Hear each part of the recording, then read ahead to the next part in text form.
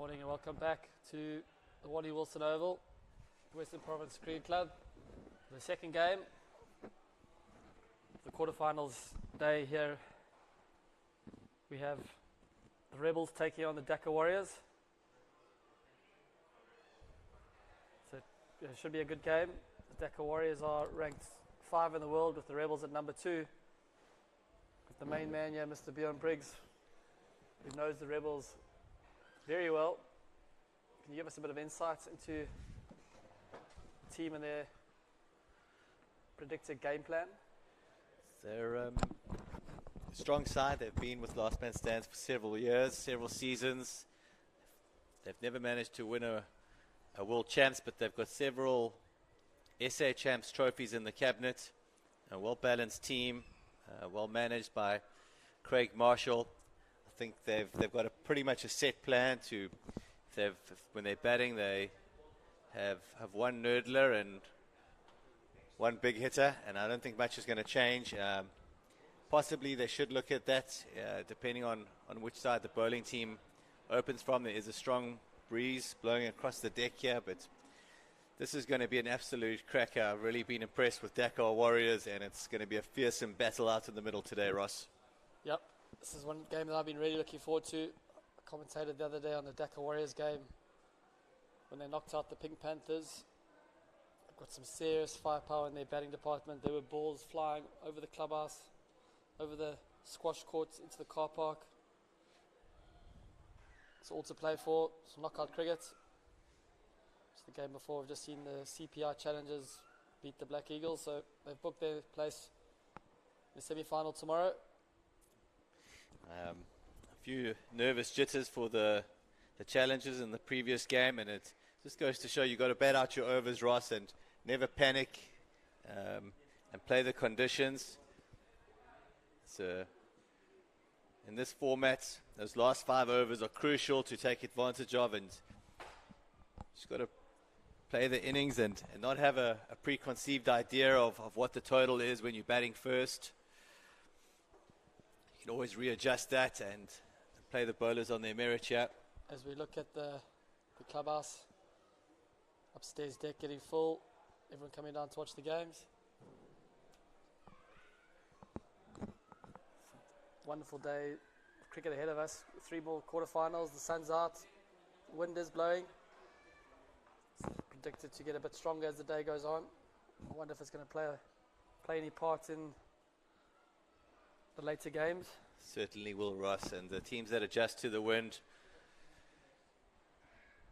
could either get an extra 20-30 runs with the bat or save themselves that in the field. You've seen the good captains bowling their spinners from the right end, making the batsmen take on the boundary, heading into the wind.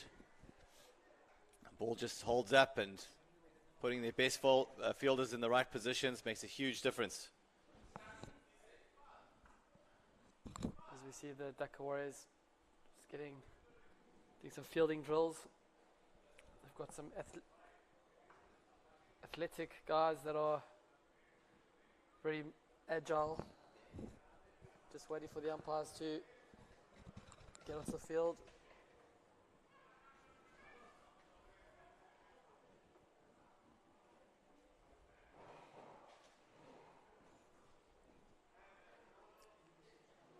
So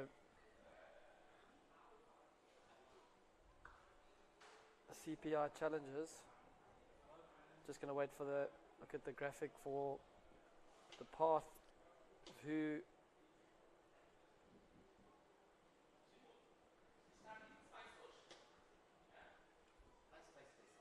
so this is quarterfinal on the other side of the draw.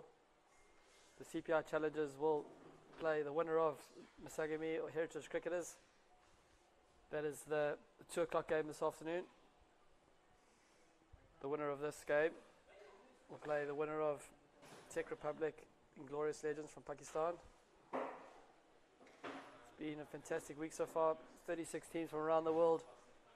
And now we're down to the last 8. Some very, very strong teams from Bangladesh and South Africa. They've made up the bulk of the the last 16.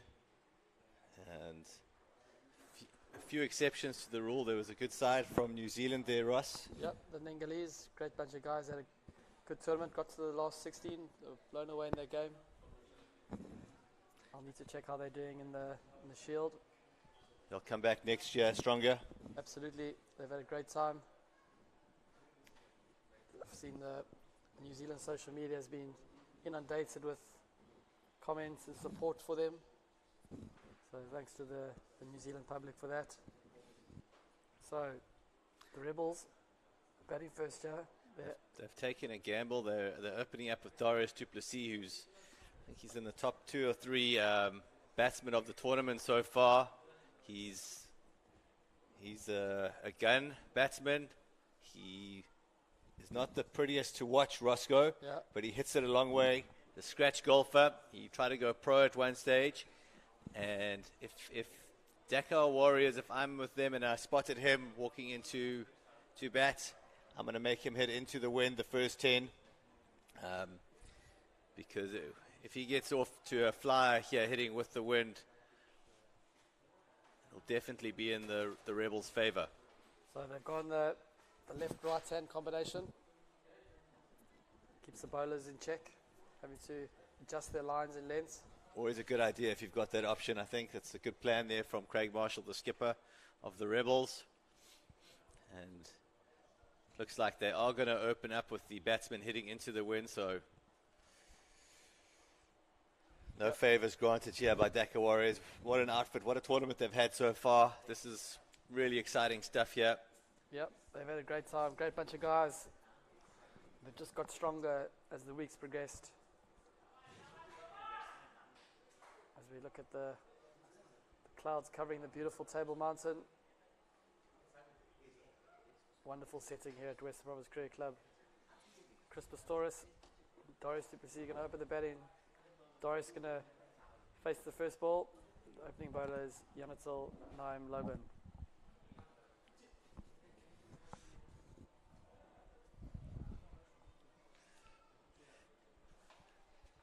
So Loban opening the bowling. He's been impressive this tournament. He's coming off a hat-trick from the previous match. Okay, here we go, we're off. Hold on to your seats, folks. Oh, it's rushed him that, Roscoe. Yeah, Darius du Plessis looking to put his foot on the pedal from ball 1, making his intentions clear. As we look at the stats of the two teams, Rebels have played a massive 525 games. Huge amount of experience there, Roscoe. 75% win ratio. Dhaka Warriors have played 55 and a 76% win rate. So in terms of win ratios, it's pretty even. Darius du Plessis off the mark. Chris Pistorius, I watched him bat the other day, he's a good player.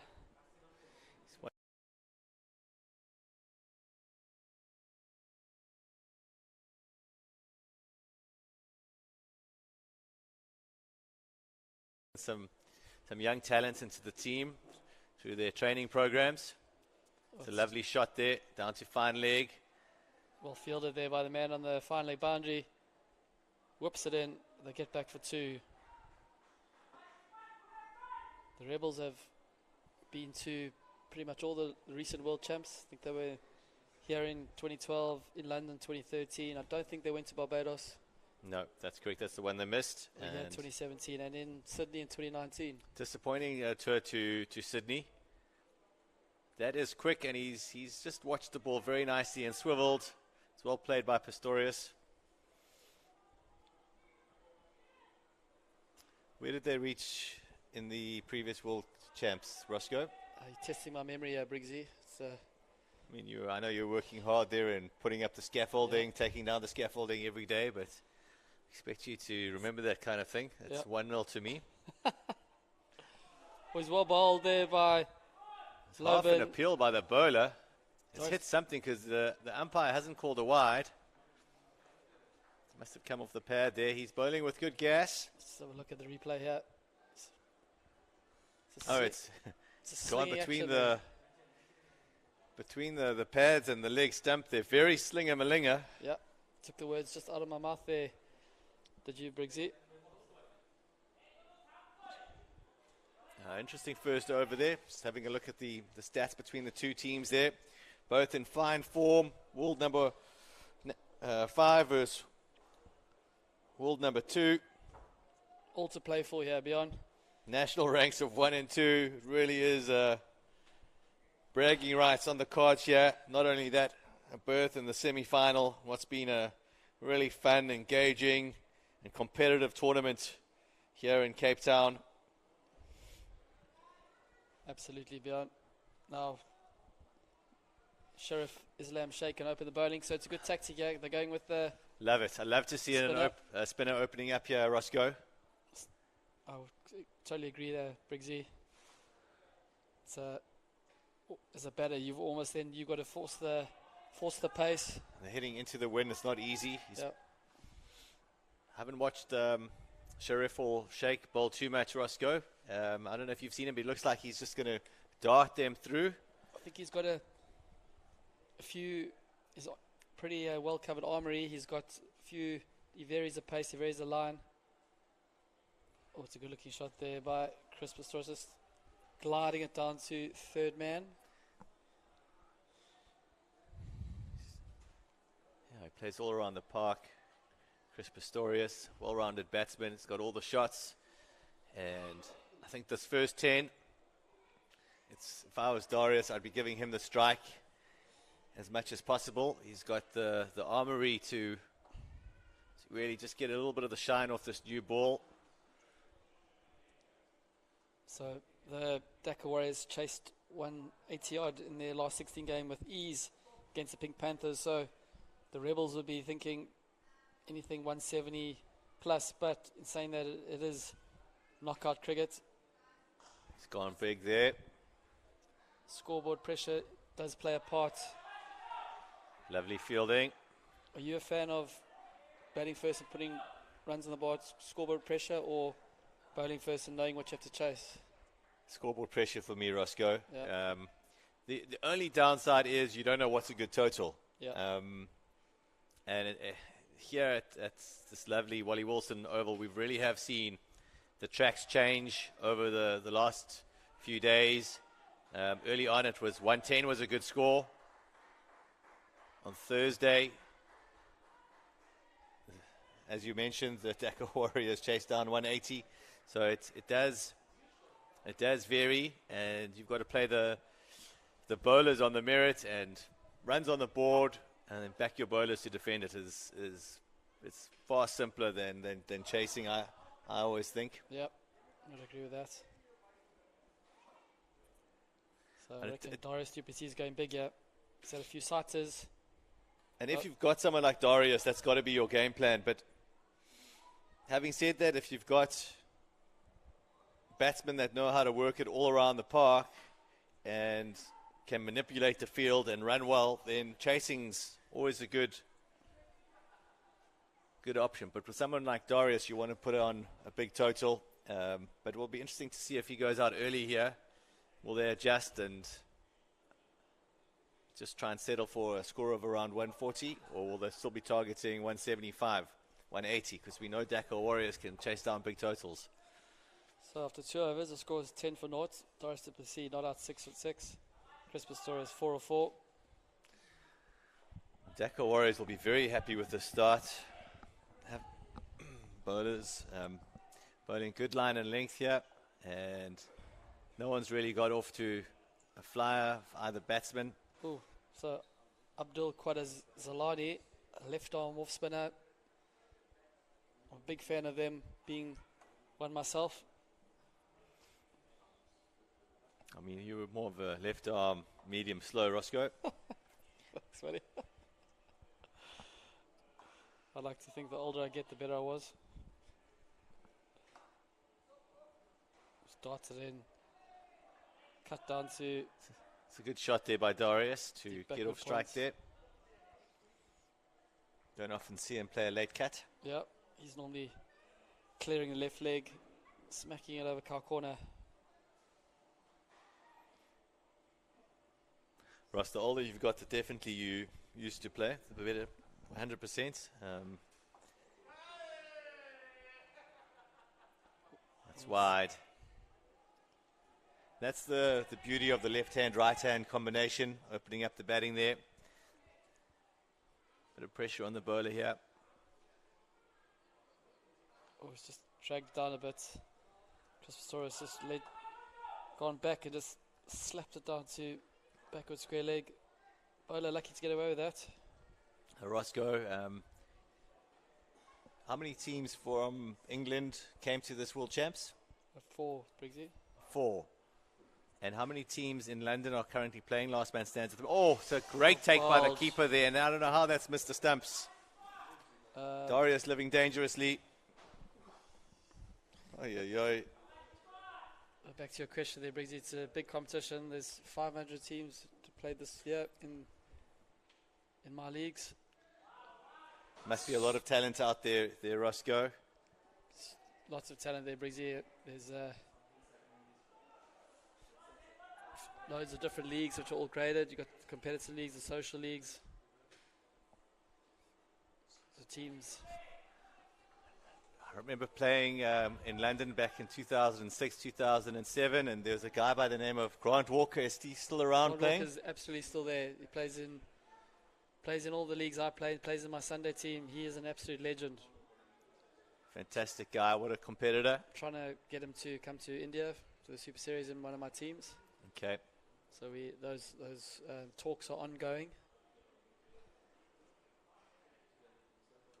And next year at the LMS World Champs, I'd love to see one of your Gun London sides come out here. Absolutely. We're going to start marketing that event from January. There's been loads of interest from the London teams watching the England teams during this tournament. Oh, it's bowled him. That's bowled him. Well bowled there by Sherifil. Darius du Plessis, head in the air, swinging, misses it, bowled out, and that's the end of the innings for him. Darius feeling the pressure there. There's a few dot balls, and he's just bowled that one a bit straighter, and it had to come. He had Darius in 6s and 7s there, and that's well bowled by Sheikh. So first wicket down for the Rebels. The new batsman strides to the creases, Murray Workman. He had a bit of a tummy bug, I believe, earlier in the week, but he seems to be back to full fitness. I had a chat to him this morning, and he's rearing to go. He's feeling great. He's one of my favorite players in the Johannesburg leagues. He's different class. He's got great stroke play and exciting guy to watch. I'd love to see him have a great knock here and put some runs on the board for his team. They certainly need it. They're in a bit of trouble. So there was a bit of turn there for the bowler, which is like an inside edge, or prodigious turn. It definitely dragged back there. And there was just look at those last 10 balls there. Wide, 1, dot, 1, and then bowled. Good stuff from Sharif Sheikh.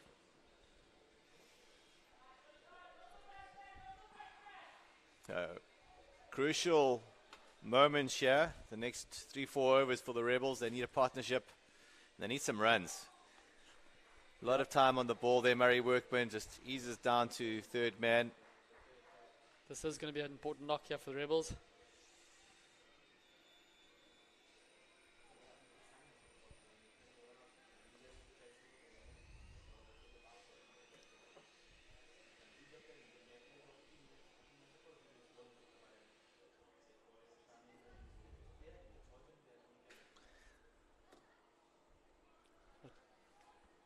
Good little clip off his legs there for single down to fine leg.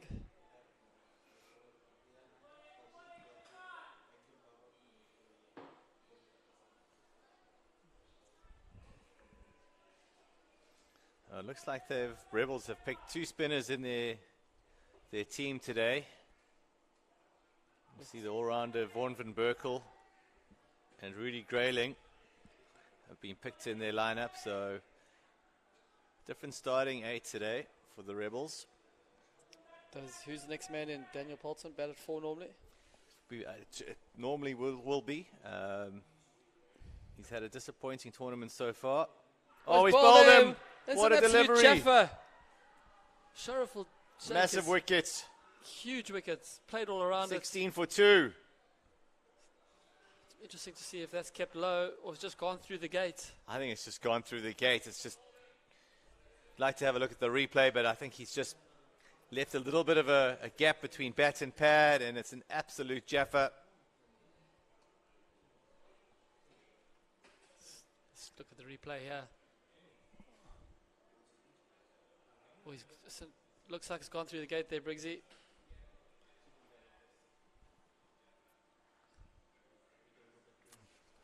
Maybe an inside edge, but absolute Jaffa. It's a good lesson there for the youngsters watching. Make sure when your coach says bat and pad, that's why. So it is Daniel Poulton, the next man in. He's going to play a valuable knock here for his team. They do bat deep, so there's still a lot in the tank to come, but you're going to have to set up a platform from now. The problem is they need to readjust what their target is, and they were probably hoping for around 180 at the start of this, and at the moment they just need a partnership and then to reassess after 10 overs. 16 for 1 in the 4th over, not great stats for the Rebels.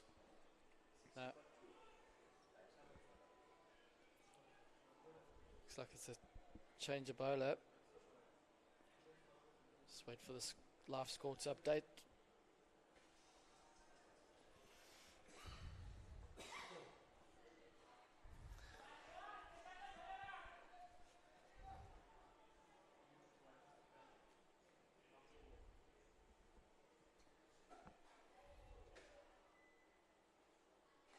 It's well bowled. Good shot there by Chris Pistorius. Looking Pushing for it out 2. to It's good running Gone by off. Dan Poulton.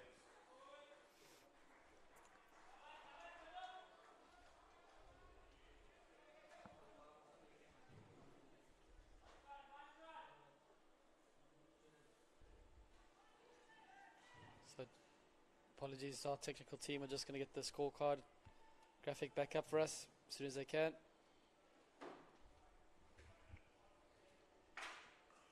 Oh, it's well bowled, well played. Good cricket all round. It's a good length, that Roscoe. Yeah. Just pushed him back in the crease, not giving him any space to free his hands. Played it underneath his eyes, played it late. Good technique there from Chris Pistorius.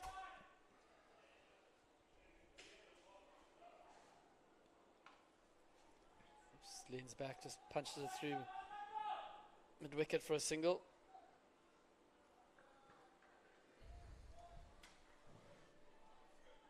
It's Tulani. It's Tulani.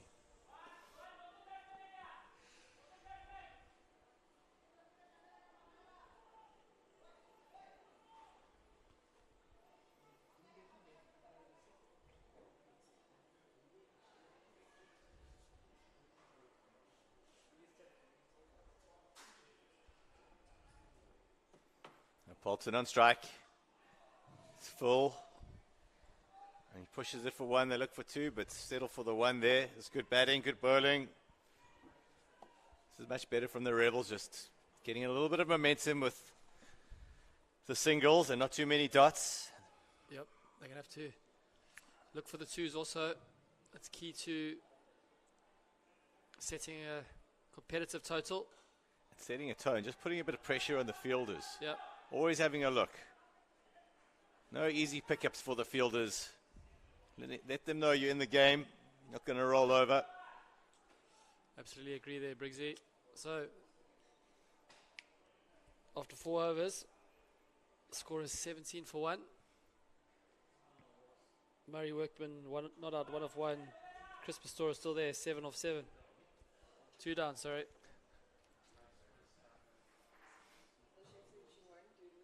So just apologies. The live scoring feed has been worked on by our technical team.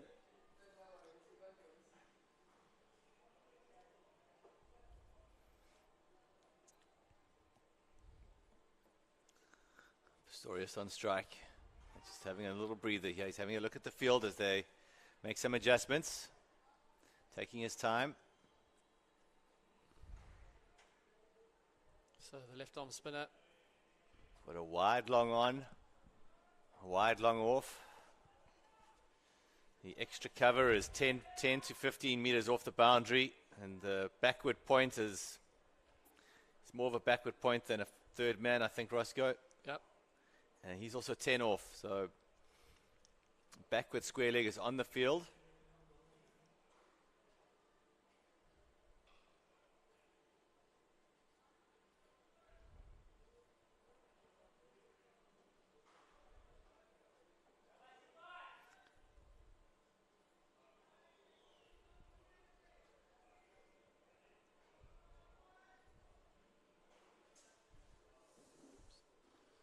So Briggsy, did you get to watch any of the opening day of the test match in Brisbane this morning? I didn't see any of it, Roscoe. Didn't see any of it. I thought you were going to get up at 2 a.m. to watch it. 2 a.m. to watch it, no. I think the...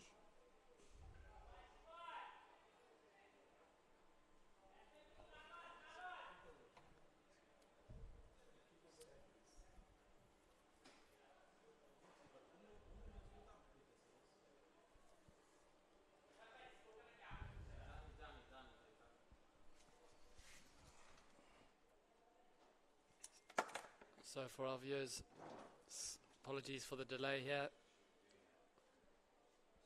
Just experiencing some technical issues with our live scoring feed. This is a quarter-final game between the Rebels from Johannesburg and the Dhaka Warriors from Dhaka in Bangladesh. Tomorrow is the grand final day with the semi-finals in the morning and the final at 2 p.m. Okay, so looks like we are back. Score is 20 for 2 after 5 overs. Daniel Polzer not out 1 of 1. Chris Pistorius not out 10 of 11. The men out are Darius Duplessis and Murray Workman.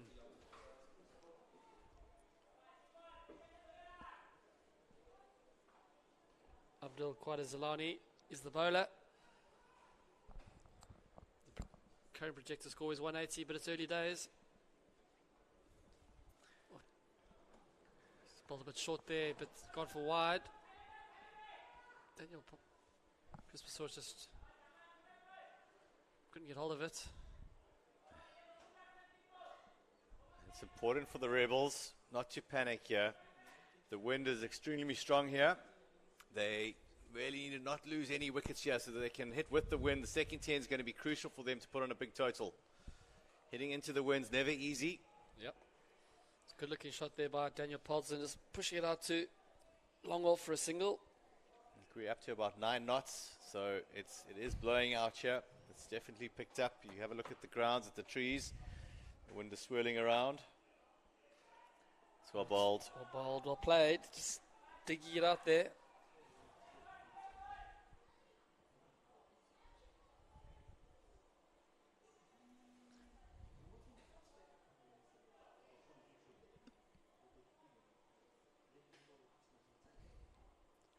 Ooh, just well bowled there. Slider. Chris Pistorius trying to run it down to third man. Close to the edge there.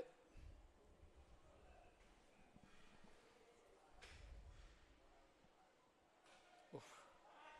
Really well bowled. He's bowling it into the wickets. Decent pace. He's not chucking it up.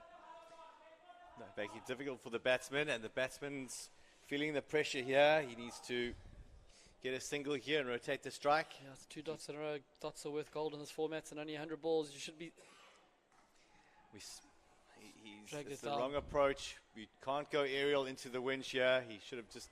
Your release shot is a dink for 1, I think, and someone needs to get a message out to the batsman, because if they start feeling the pressure and go aerial, we could be all out before we get to the second 10, where it gets a lot easier. So after 6 overs, the score is 25 for 2. Chris Pistorius not out, 14 off 16. Dan Polton 2 of 2. Dhaka Warriors very much on top in this quarterfinal clash The last man stands World Champs finals, quarterfinals day here in Cape Town. And the batting teams really do need to break down their innings into batches of five overs, and I think have a target for the first 10 into the wind of about 50, 60 runs, Ross. Yep. And then look to accelerate the second 10. So if they get to 50 after the first 10, I think they've done a job. As long as they've got at least 4 or 5 wickets in hand, then they can explode in the second 10. So the new bowler is Sad Ibn Mashraf Mu. Right arm also drags it down. It's a loose snap. Dan Polton will think that he could have dispatched that to the boundary. He's just hit it Probably out played that a bit early, Ross. Played that a bit early, that shot. Yeah.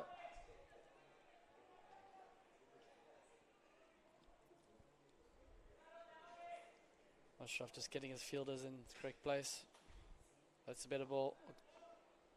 Chris Pistorius just knocks it out to long off for a single. Thinks about 2, but decided wisely against it.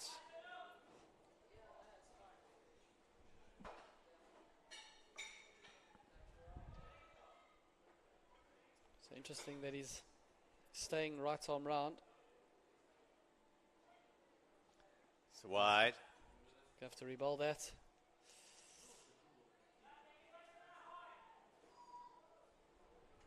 So he's not looking for, hard for him to take a wicket here.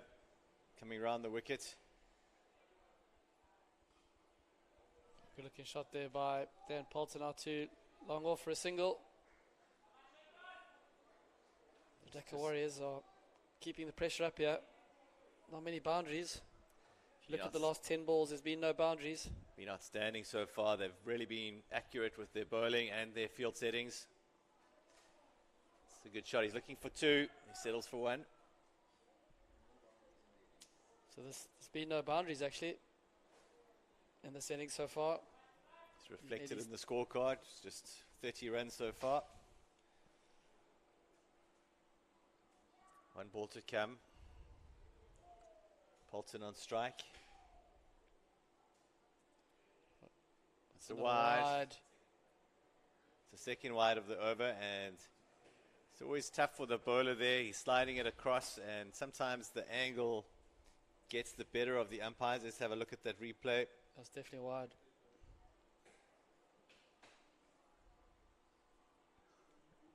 And one of the main factors of no boundaries being hit yet is the strong wind that's blowing from the Gary Kirsten end towards the squash courts.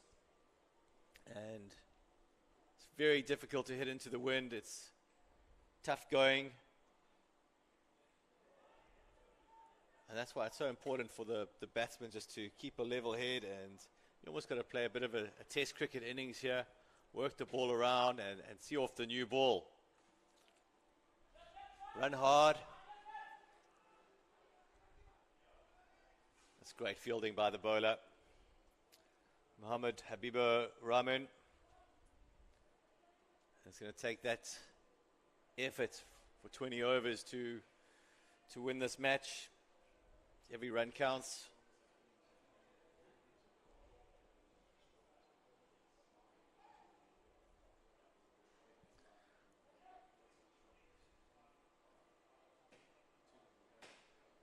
He's bowled that with good pace, and it's just gone over the shoulder of Dan Polton's bat there. He was surprised by that.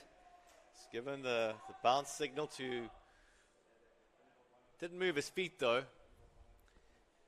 So he hasn't picked up the length very quickly there. He should have gone backwards. Let's have a look at his feature. He's just stepped forward, and it's not Joburg. You can't just plant your front foot. That's better. He's got a lot on that, and that's a welcome boundary. First of the innings. Yes. Like you say, very welcome that boundary for the Rebels.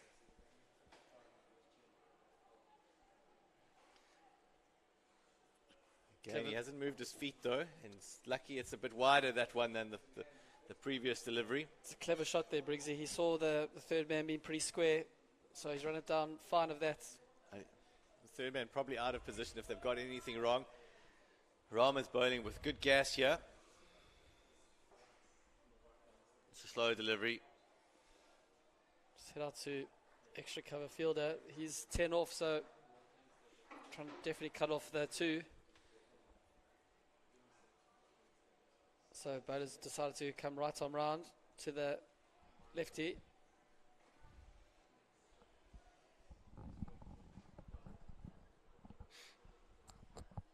A good little knock here from Chris Pistorius, 17 off 19 deliveries. That's a full toss. He does look a well-organised player, does Chris Pistorius.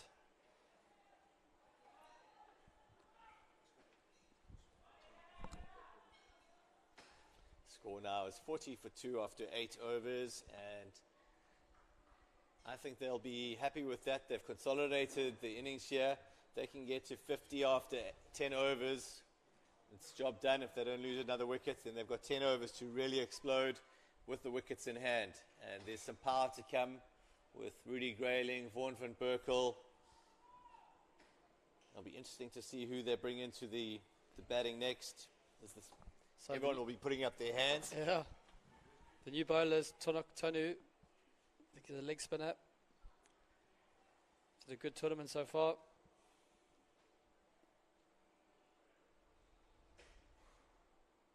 Short. That's a huge hit. Dispatched over the car corner boundary for a big 6. The umpire signals it. Great shot there by Chris Pistorius. Really is that's worth an extra 20 meters into the wind there. Yeah, that's true. He's just got his eye in here, Chris Pistorius, and finding the pace of the track. And Tony's bowled an absolute loosener there, and God, it's just desserts. So, good start to the over here for the Rebels. They'll be looking to consolidate that. A few more boundaries here, a few singles. Mustn't do anything stupid now. He's got the boundary off the over. That's a good looking shot. Cricket. 2 extra cover for a single. So it's 7 from the over so far. Pressure's on the bowler still. As you mentioned, Briggsy, some big names still to come in and bat. So these guys, maybe Dan Poulton has license to swing hard, and Chris Pistorius gets his 50. Looking for 2, should be 2. It's good running there by Chris Pistorius. Came back to the danger end. Dan Poulton scampering through for a second.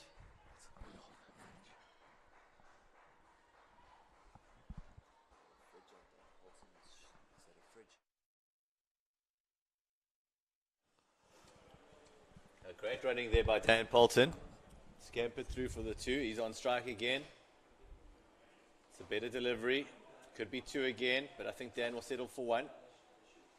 Good fielding. So it's been a good over this for the Rebels. They move to 50. Just 8.4 overs. If Tony misses a length there, Chris Pistorius is going to well bowled. Great delivery. In the block hole. Good over. Good way to end the over. Much better over for the Rebels there. Tony came back strong. Finished with the dot, but 50 after 2 for 9. It's a very evenly poised here, Ross. Absolutely there, Briggsy. We have Chris Pistorius striking at 100, just over 100%, 25 of 23. Dan Poulton, 16 of 11. Current projected score is a paltry 111. Definitely not going to be enough for this. As a big betting man and one of the bigger gamblers in the London circuit there, I know you enjoy your poker and your blackjack. Yeah. Who's your money on at this stage, Ross? Briggsy, I think all the chat this week has been about Masagami and how good they are. But my only reservation I have there is I haven't seen them tested yet this week. They haven't come up against any teams that have pushed them to the end. There's been no pressure situations that they've had to deal with. So that would be the only thing I think that could lead to their downfall. Lovely shot by Poulton, splitting the field is easy too. Yeah, it's going to be a pressure cooker out here at the Wally Wilson at Western Province Cricket Club. And that does funny things to people. The crowd is rolling in, the wind is blowing. You're trying to take instructions from your skipper. You're out there doing your best, and it's going to be a different kind of pressure today against a very strong outfit. So it'll be interesting to see how Masagami go later on today. Yep. They're on next at the Wally Wilson. They take on the heritage cricketers who also are from Bangladesh. Good team. Two powerhouses, Ross. Two absolute. It could be the final. Ably led by Ronnie, the team talisman. And Ronnie, I believe, has just purchased one of the teams in the Indian Super Series as well. He loves his last man stands cricket. Just punched out to long on for a single by Chris Pistorius. I think at the turn here, when they change ends, the Rebels are going to have to put their foot on the pedal. Yeah, just confirming, Ronnie has purchased he's the team owner of Jaipur Spartans, and they'll be taking part in the Indian Super Series next year in March. Should be a cracking tournament. Taking a team called the London Hustle. So there should be some epic encounters there with a few city teams there. The Joburg Jets apparently going to be there. Okay, so that's 10 overs in the change. The score's 55 for 2. Chris Pistorius 26 or 24. Dan Polton 20 or 15. The projected score is 110. There's going to be a change in the commentary box with Mr. Wayne Grieve. Thanks, Roscoe. Thanks for joining us. Mr. Bjorn Briggs. The game is so evenly poised here at the moment, and the second 10 is going to be really exciting. The bowlers are going to have to bowl very well. I think they need to bring their legs back 5-10 centimeters, a bit shorter at this end. Batsmen are hitting with the wind, so anything full, the batsmen have license to have a crack at it and get the ball aerial, because the ball should be traveling at least another 10 meters if they get it up there and hit it in the middle. Both batsmen are set. Let's have a look at the bowling figures.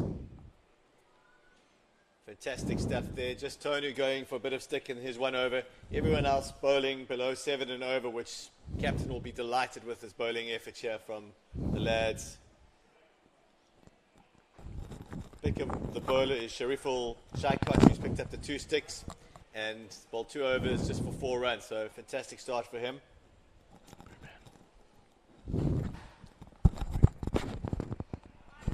So Wayno, welcome to the commentary box, and what are your thoughts on the match so far?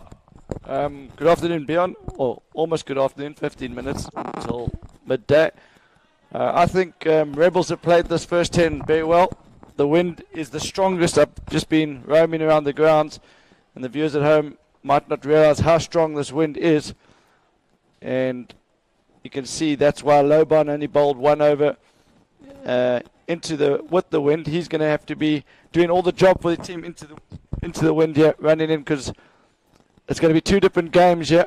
And Dhaka Warriors are smart outfit. They knew immediately. They just gave him the 1, and then realized that in the last 10, the Rebels will be eyeing out the short boundary and the square boundary. And this is the one bowl that might be a little bit more tricky to get hit leg side. Lovely shot by Dan Polton, and it's raced away like a tracer bullet through the cover region, and that's the extra bit of wind there that you were talking about, Wayno. That's the extra. Just see how his bat flew, even not only with how quickly the ball comes off the bat, but also just the batsman just feeling more confident. You can swing through the ball when you hit it into the wind.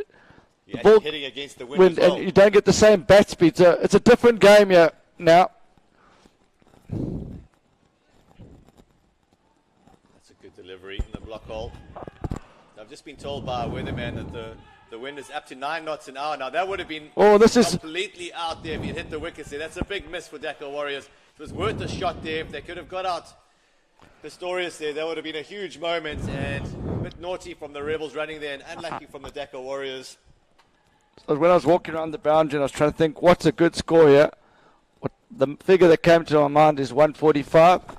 And I thought, how do you get to 145 if you hit into the wind first 10? I thought maybe you need 50, 55, and then sort of 90 to 100 in the second 10. And I think that's what Rebels are looking for as well here.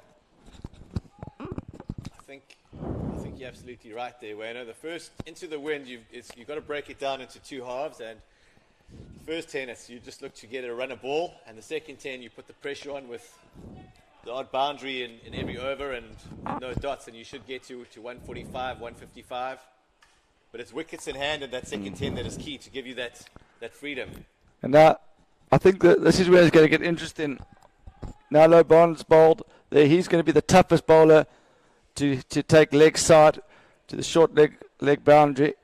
And now the pressure's really going to be on, especially to Poulton, the right-handed Poulton. He's anything short will just sit up, and if Poulton gets hold of it with the wind, it should go. So he's also a tall man, so it's like I mentioned earlier, they can bring the ball back on this, and so there's no half volleys. But with his long levers and long reach, he really does have an advantage. It's a difficult man to bowl to here. The new bowler is Zilani. He's bowled 2 overs for 9, so he's just again smart captaincy. It's a left arm spin now, isn't it? So they're very technically aware here. Great bowling option. Just toss that into the wicket. And in all forms of short form cricket, you've got to try and take the short boundary out the equation. That's exactly what they're doing here. left arm, right arm, still causing a few problems here. Field gets adjusted. It's been a good partnership, steady. Very much needed partnership from the Rebels, and Marshall will be very relieved that they've just steadied the ship a bit. They were in trouble there at 16 for 2 after 3 overs. It's good cricket, really well bowled. Very good cricket. So, Zilani's, this is his 3rd over. Loban's got 2. So after this over, there's 4 overs left from their 2 best bowlers. It's the other 6 or 7 overs, if I was in the Rebel camp, that I'd be looking to target.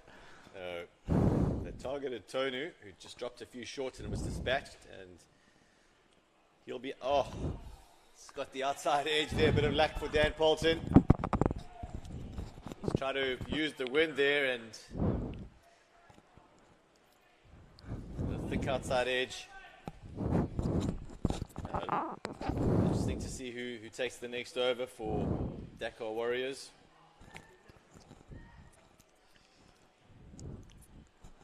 They'll probably give Loban one more, and then they'll save him for the last 2. See, the wind. Look at that, Bjorn. He's hardly, I don't even think he's got the full bat on that, and that's the difference what we're talking about. That it's definitely going to be 2 different games out here. If he hit that into the wind on the first 10, Bjorn, that would have been straight down the mid-off's throat. He hit that nice and straight, and they were quite wide, but it definitely wouldn't have been 6. They're He would have been definitely- lucky. yeah. It would have been 1 or 2 bounds 4. But what you mentioned earlier, you don't get that crisp timing when you're heading into the wind. So Yeah. lovely shot there from Dan Poulton. And that'll settle his nerves after that thick outside edge. And I think we need new balls. It's good to see Martin Henderson watching the game all the way from Australia. Fantastic talent, Marty Henderson. Second 11 did well here in 2017. And Marty will remember these conditions and how the wind can play a factor. But so far in the tournament beyond today, I think the wind's having the biggest effect. We've already seen the impetus in the innings here. They had, after 10 overs, the score's only 54. And they've already put on another 20 of the last 9 balls. So suddenly the strike rate's gone up to 200. Projected score is now 125, and at one stage the projected score was only 60 runs, so it certainly is swinging in the second 10 as we predicted. And big job for the Dhaka Warriors bowlers here. 1 or 2 wickets here will keep the batsmen in check, and that's what they're going to be looking for. Definitely wickets are important, because the new batsmen will feel the pressure if they have to worry about their wickets. But if one of these guys get to 50, then it really gives the 5, 6, 7, 8 license. Well played. Very, very good cricket from Dan. Straight down the leg side. He's just worked it easily for 2. Never a 3 there. But for those of you who haven't watched Dhaka Warriors bat, it's definitely something. If you in Australia or in New Zealand, it's definitely worth staying up, because they are an explosive unit, and no big players in their line. They're all Slightly built, but they pack a punch. They hit the ball long. Incredible timing. They chased down 181 and 17 overs yesterday, Weno. They did that the day before as well, on Thursday, and they did that also on Wednesday. So they've chased down 180 twice. I think 180 will be a tough ask with the wind conditions here and the pitch. And the pressure. It's a different environment, but, I mean, if they've done it once, they'll be saying we can chase down anything. That'll be their mentality. No score is too big for them. That's what they'll be thinking. And that's why they've decided to bowl today. To bowl first. So Islam Sheikh, he's already picked up 2 wickets. The pick of the bowlers so far. That's good cricket. Looking for 2. Bolton going to the danger end. Wisely settles for 1 there. He's a bit slower than Chris Pistorius. Bolton's got 39 of 23 and he's hardly played a shot in anger. High percentage. This is a class knock from Daniel Bolton, yeah.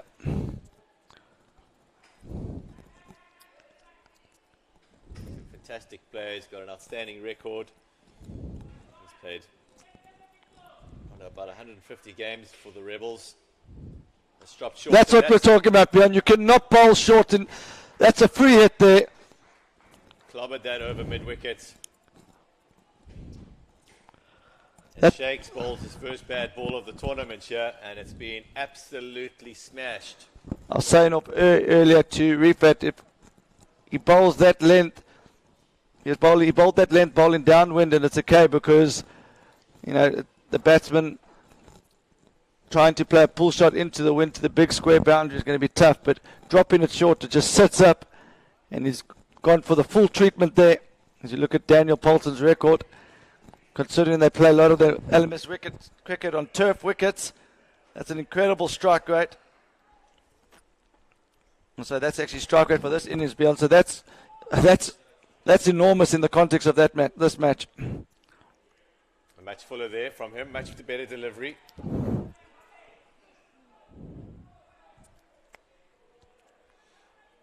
If you are going to drop it short, you certainly can't bowl it straight. It's got to be half a yard outside the off stump if he's going to bowl that length, and even still, I think probably too short. Yeah, you just got to try. It's hard trying to get through the crease in such a strong wind, but it's a better length there to the left-hander. They're looking for 2, but again, I really like the way the Rebels are thinking this through. The left-hander just trying to get the right-hander back on strike. Bolton's going well. This is a professional approach. Very studied. They've thought about this. They have team meetings and team plans. Craig Marshall and the leaders of the Rebels. And they actually send out the instructions of the batting order the night before, so everyone knows what they've got to do in their job. Who's going to be the rotator? Who's going to go for the boundaries? That's another lovely shot. Be 1 bounce 4 from Bolton. So they have a very well-structured plan here, and today they are executing 100%. So, Bjorn, with that there, would you not think that they'd have a flexible order based on which end they bat from, or they've just always got a hitter and I think probably they need to be a bit more flexible and roll with the punches a bit, and maybe they are a bit too structured, and we saw them fall short against the Shofwai Lions when they were blown away. And that's unbelievable. That's Dan Bolton's 50 there of just 26 balls, strike rate of 192, 3 4s and 2 6s. And what a fantastic knock by Bolton. We've been waiting for him to explode and show us his true talent, and cometh the hour, cometh the man. He's done it in the quarterfinals of the Last Man Stands World Champs. Couldn't have come at a better time to find some form. Well better, Dan. And the reason why it's hard to explain how good a knock that is, because he's come in under pressure, 2 early wickets, hitting into a huge wind coming from the Avenue de Mist end, and he's just knocked it around. And Rebels only had 55 from 10, which I actually thought was par. From the last 3 overs, they've put on that's another 44 runs from the last 3. So that's what we said. It's 2 different games. The winning score here, we think, par score is 145 to 150. But the projected score is going up every over. So if they carry on like Dan Bolton's just left us there, I mean, 170 is not out of reach for them. There's 16 runs off that over. So we've got to target the right bowler here. Now, I think this is the right-hander here. Should have full license. The two best bowlers have still got 3 overs between them, Bjorn. So the next 4, I think they've got to try and target these 4. Oh, that one's... Popped on him. Great delivery there by... I think that again example of the wind there, Bjorn. That would have been caught and bowled into the wind. That's just flown over his head. So I think Chris Pistorius just needs to carry on as he's going on, been batting, just working the 1s and 2s. If the ball's there, attack it. But he doesn't need to do anything silly here. He needs to let the other... We don't want 2 new batsmen at the crease for the Rebels. That would be a difficult period for them, even with 1 in the bank. So what do you think Matthew Graham's instructions are? Maybe to have a look at 1 or 2 and then try and target the short boundary on the leg side. I have never seen him play before. What do you think he's... I haven't seen too much of Matthew. I would say his instructions are, get to 5 or 6 and then you're licensed to have a crack. But he doesn't need to do anything straight away. Find the pace of the wicket. That's a lovely shot for 6. The Rebels now really targeting the right bowlers here. This is definitely a bowler that I feel you should be targeting. He's bowled well into the wind, but it's a different story. I mean, bowled well with the wind, but a different story now. And I'd just like to get the scorecard up of the bowling figures here so far of the Dhaka Warriors and see who is bowled out and who's still got some overs to bowl. As we look here, so Lobon is the key. He slings them from a sort of a low arm action, so it's going to be hard to get under him. And then Zalani spinning the ball away from the right-hand bat. So those 2 are going to be the key. There's 3 overs from them. And then there's another sort of 3.5 overs from other bowlers. Now those are the 3.5 overs I think they should be targeting. It'll be interesting to see if they give Tonu another over.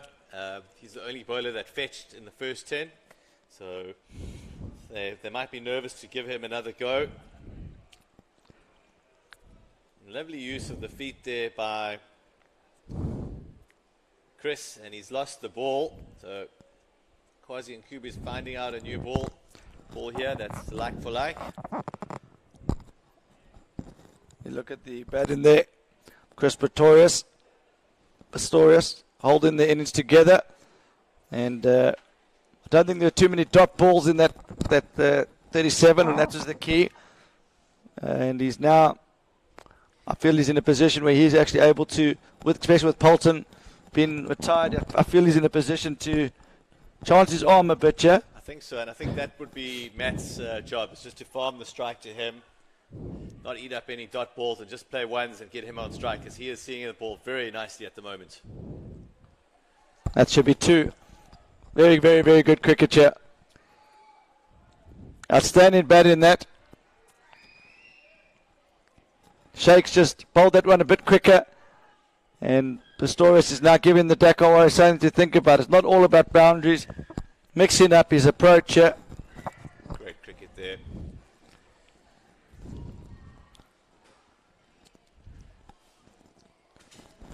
He's left that. Interesting to have a dot ball there. Well finished there by Sharif Sheikh. Score is 99 for 2 after 14 overs as we head into the business end of this first innings. Exciting stuff on the cards here. We've got Chris Pistorius on strike with 39 from 32, and he's joined by Matthew Graham, who's just come to the crease on 1 of 1. So I think Mullah deserves another over. Saad Mosharraf Mullah, he's gone for 13. So he's been the third. That's him now. He's been the 3rd best bowler. He'll be hoping just to try and get an over in here for maybe 5 or 6 while Graham's there in the left-handed. Pistorius at the crease. I think Matthew Graham here, he's got license just to take a bit of a gamble here and try and hit it over that short mid-wicket boundary. Dropped it short. Got away with it. You could see what he's doing there. He's just bowled it. I think that was still wide line, and you were alluding that to earlier. If you're going to bowl it short, you've got to try and surprise the batsman by rushing it on outside off stump. But I think Graham is definitely the guy with this to the right arm off spinner that needs to try and target a boundary. Yeah. 100 up for the Rebels. Pistorius on strike. That could be out. Oh, the fielder's misjudged that with the wind. It's just the wind. He's come in and probably just picked up a bit of pace there that he hasn't read, and he's pushed it over for 6, and Pistorius gets closer to the 50 mark. He's on 45 from 33, and a little bit of luck there. He hit it cleanly, but not cleanly enough, and I think that's a lack of concentration from the fielder because the wind hasn't just started blowing now. It's been blowing like this all day. So you should be thinking before the delivery just to keep your mindset. And he's 5 off the boundary now. The guys at long on and long off, the fielders there, really need to walk in from behind the boundary to give themselves as much chance as possible of stopping the ball, and also misread that one. And also just channeling your mind to be aware that the ball's going to come at you a bit quicker. It's opposite from the other end. You've got to be looking to get out those blocks quickly from this. When you field in on the boundary and it's downwind, you've always got to tell yourself just wait a bit longer before you take that first step. And on that occasion, he's gone too early and he's paid the price. It's a better delivery there from Mosharraf. Projected score now has crept up to 147, and the pressure now is on the Dhaka Warrior bowlers. A little bit of a counter punch here, counter attack from the Rebels. Momentum swing. That's a great delivery. Well bowled, well bowled. I think that's a decent enough over. I know it could have been a wicket there if the fielder had sat back there a bit, and would have been a fantastic over if he picked up a wicket. But there's been a boundary or two every over since the halfway mark. So Rebels at 55 from 10. They've already got 55 of the next 5. And this is a well thought out approach. And for teams that have still got to play today, I think they've definitely got to take note of this. But they'll still have a bit of doubt in their mind, the Rebels. They've seen the Dhaka Warriors batting, and we've seen how far they hit the ball and how clinical they are when they in a run chase. So I don't know what's a good score yet, Bjorn. It's hard to say, but it's very difficult. Dhaka Warriors won't mind this. They'll be confident they can chase it down. If Rebels get another 50 from the next 5, the score is 160, and I think they'll be confident that they can chase that down with their wonderful batting lineup. Rebels, they haven't faced the bowlers like Rebels though, so it'll be an interesting contest. Pistorius on 47 from 35. Get one more in the bank, then the batsman can really throw caution to the wind. But sometimes 2 new batsmen at the crease is a bit trickier than the set batsman. So interesting period coming up. Off the pad, just the one. So 5 overs left. Laban still got to bowl 2, and Zalani's going to bowl 1. So that's 3 of the 5. And Shake's bowling here. So I wonder if they'll bowl Shake through here as his last over. So last overs they'll probably go to Muller for the next over, and then they'll bowl the 2 best bowlers in the last 3. Rebels, do you think, Bjorn, what approach will they take with the bowl when they bowl? Do you think they'll bowl downwind first 10 as the Dhaka Warriors did, or do you think they'll go the other way? I would go the other way. But I'm not sure what they will do, Wayno. I think you want to, because they're such good chasers, you want to make the last 10 as hard as possible. But if you pick up a few wickets in the first 10 and they're hitting with the wind, then there's pressure on the new batsman coming in. It's hard to know what's a right or wrong decision, but because it also can, the team can also fly, then you made the wrong decision. Yeah. So anyone says you're an idiot. It's easier sitting here than being the captain. Yeah. Tasling could be out. Oh, there. Direct hit there was definitely gone. So I'll probably go the other way. If it's such a tough call, it's a 51-49 decision. But if I was Rebel, I would go the same route as Dhaka Warriors and get them heading into the wind in that first 10. Get them feeling the pressure. Try and get them behind the rate. Try and get some wickets in the wickets column there and make them feel the pressure, and then hope that they do something hope that you get the rate so far, get them so far behind the rate that they don't play their normal game. That's well batted from Pistorius. 50 off 37. He's had a great knock there, and he steadied the ship when the wickets were falling. Don't think he gave too many chances away. Craig Marshall will be very happy with his performance. Yeah, and now these batsmen really can feel like they can play with total freedom here. 2 men in the hat. 11 for 2. There's still only 2 wickets down. Still only 2 wickets down.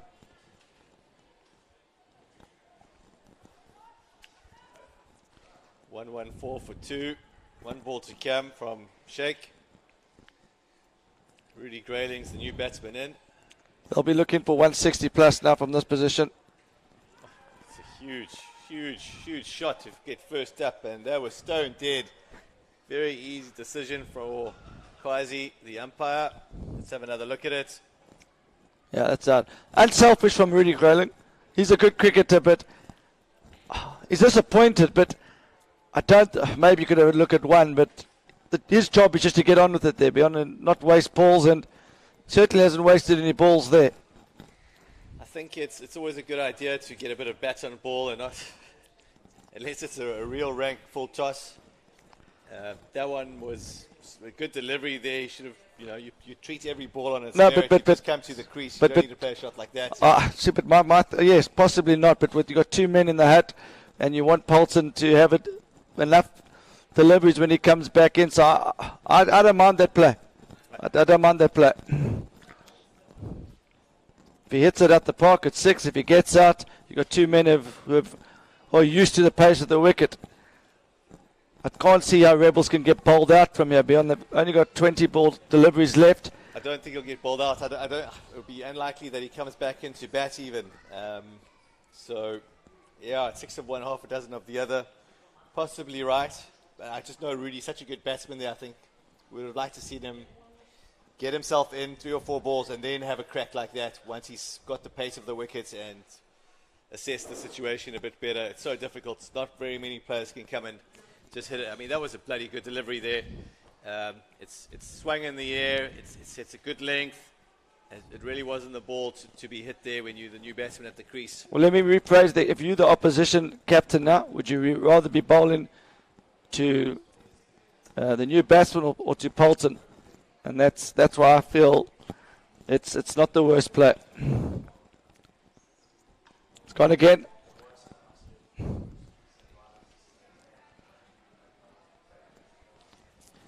So, new batsman in is Craig Marshall. He's the skipper of the team as well. He's more of a bowling all-rounder than a batting all-rounder, but he hits the ball very cleanly. And on occasion in the Saturday one in Johannesburg, he will open the batting for the team, so he can bat anywhere and do a job. I reckon he's got license to look at one, and then he's got to go.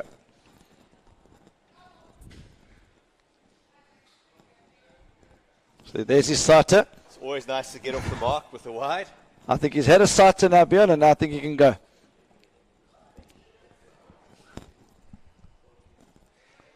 Moves very not nervous about the short boundary on the leg side and overcompensating there.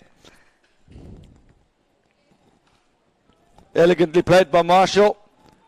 Fielder comes around. Outstanding cricket there. Great throw as well. So the Dhaka Warriors, besides the... And I'm going to contradict myself there, here, Wayne. I think he should have gone aerial there, very short, and he should have thrown the kitchen sink in that, and big, strong shoulders on Craig Marshall, and that was far too conservative for my liking. It's a tough school here from the commentary box. But it was an elegant shot. It was a lovely shot. Just at this stage, I've seen him hit the screws off the ball before, and that should be just the one. So it's a good little passage of play for the Dhaka Warriors. Yeah, they picked up a wicket. The boundaries have dried up, and Marshall will be, I think he needs a 4 or 6 here. I don't think 150, I said earlier 150 is a good score, and it might still be, but I'm just starting to feel maybe they need 160 here. That's a good hit.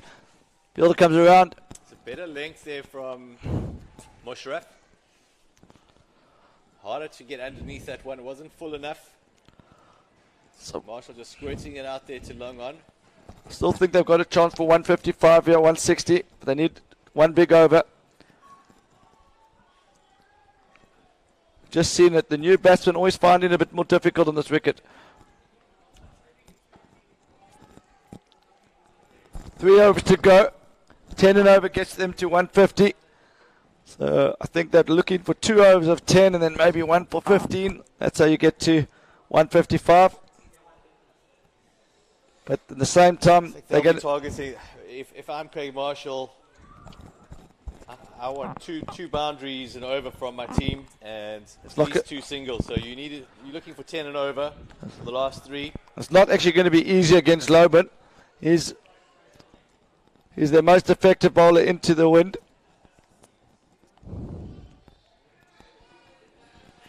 There's their one boundary. Inside edge. Was it inside edge? It's 4 runs. Must have got a bit of bat on that. Rebels won't mind how they come. Well bowled and unlucky for the bowler. Oh, I don't know how that's missed. Yeah, so Marshall just working that one between his legs and the stumps. And Loban will feel very hard done by there. So some cheeky runs for Craig Marshall. He's done everything right, the bowler.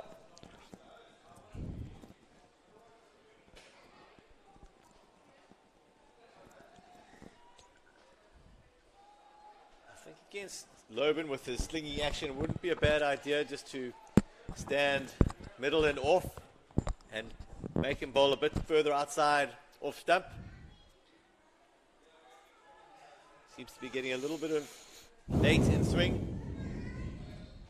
A lot of pressure on Matthew Graham at the moment. He hasn't got off to a good start. That's better from him. He's looking for 2. Sent back by Marshall. So what a great batter there. Wall number 5 take on the wall number 2. And the match is living it up to its expectations. So what, bowled again? In the block hole. Don't know where. No one's hitting that for 6, Beyond. No one is hitting that for 6. It's right in the block hole. It's very, very good bowling. He's got one over the batsman here, and they need to think creatively and maybe use the crease a bit more. I'd like to see them take him on and make him think a bit. That's a good hit again. This is great bowling here from the one. Outstanding bowling. He's taking.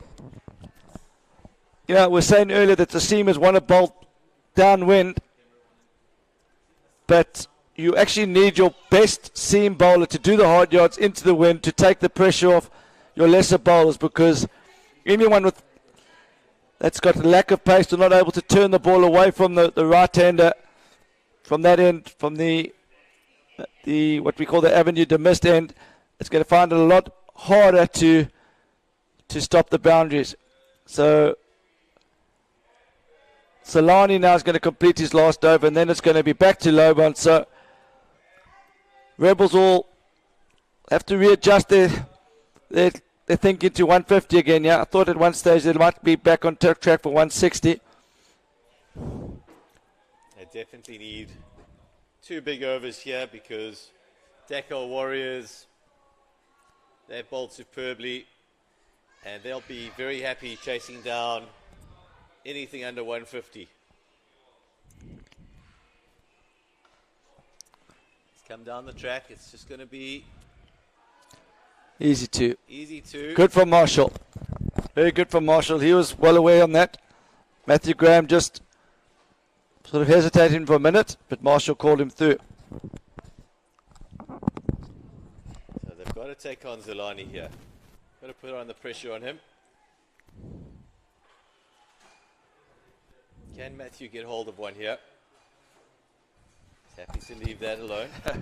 He knows that Matthew Graham knows that he wants to hit him over mid-wicket, and he's just pushed that wide.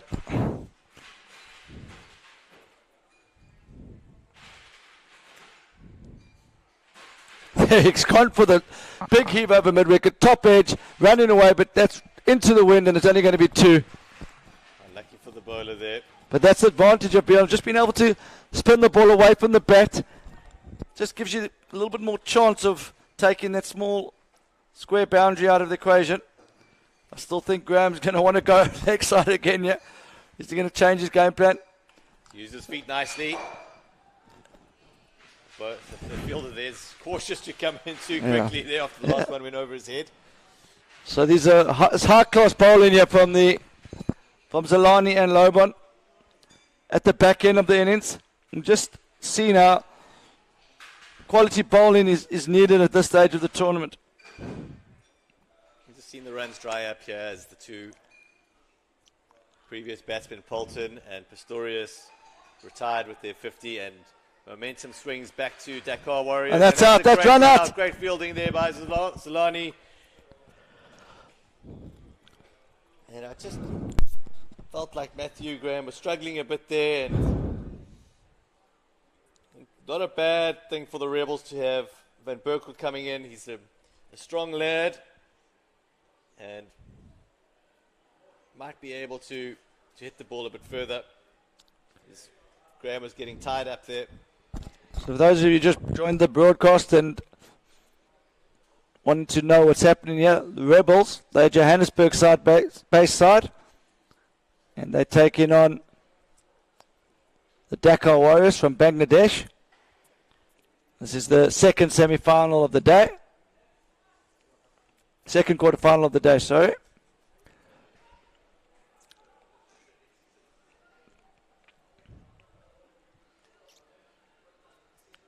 Earlier we saw a superb knock from Daniel Poulton. He's still in the hut. He can come back into bat should we lose 2 more wickets. He won't have many balls to reignite his innings, so I think Van Berkel will be looking to... He's gone. First shot, great. The fielder's well done. He's hit that nicely, Bjorn. He's hit that very nicely, and it's good to see him get off the mark there, and you know if he gets hold of one, it's going to travel. Surprised he didn't come in earlier into the batting lineup for the Rebels.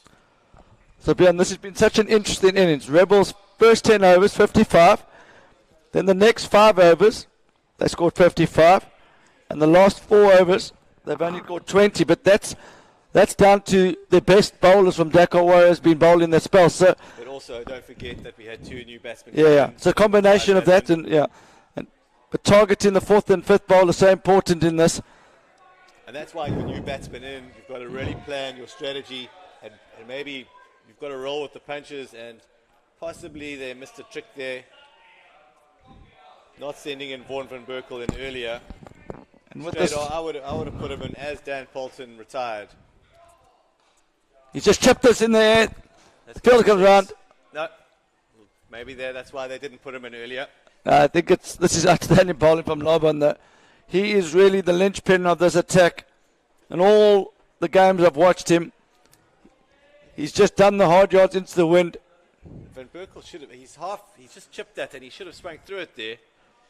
It's not quite timed it. It's only his second deliveries. It's just so difficult coming in there with a sling in action. First ball, trying to hit that for 6. Not easy.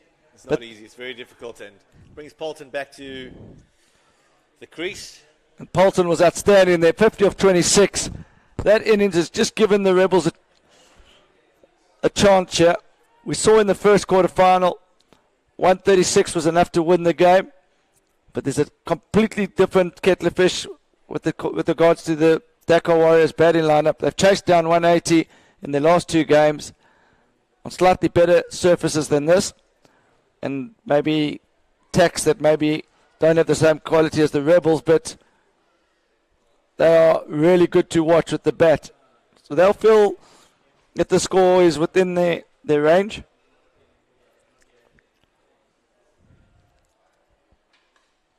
Such good bowling. Just follows it up with a Yorker to Dan Poulton, and just the one. So Lobon doing it for his team here. When everyone else has been hit to all parts in the second 10, he's just managed to keep a lid on it. His last 5 overs have only yielded 27 runs. Well, at 16 for 3, at 16 for 2, I think Rebels would have taken this if you'd offered them 140 after 20. And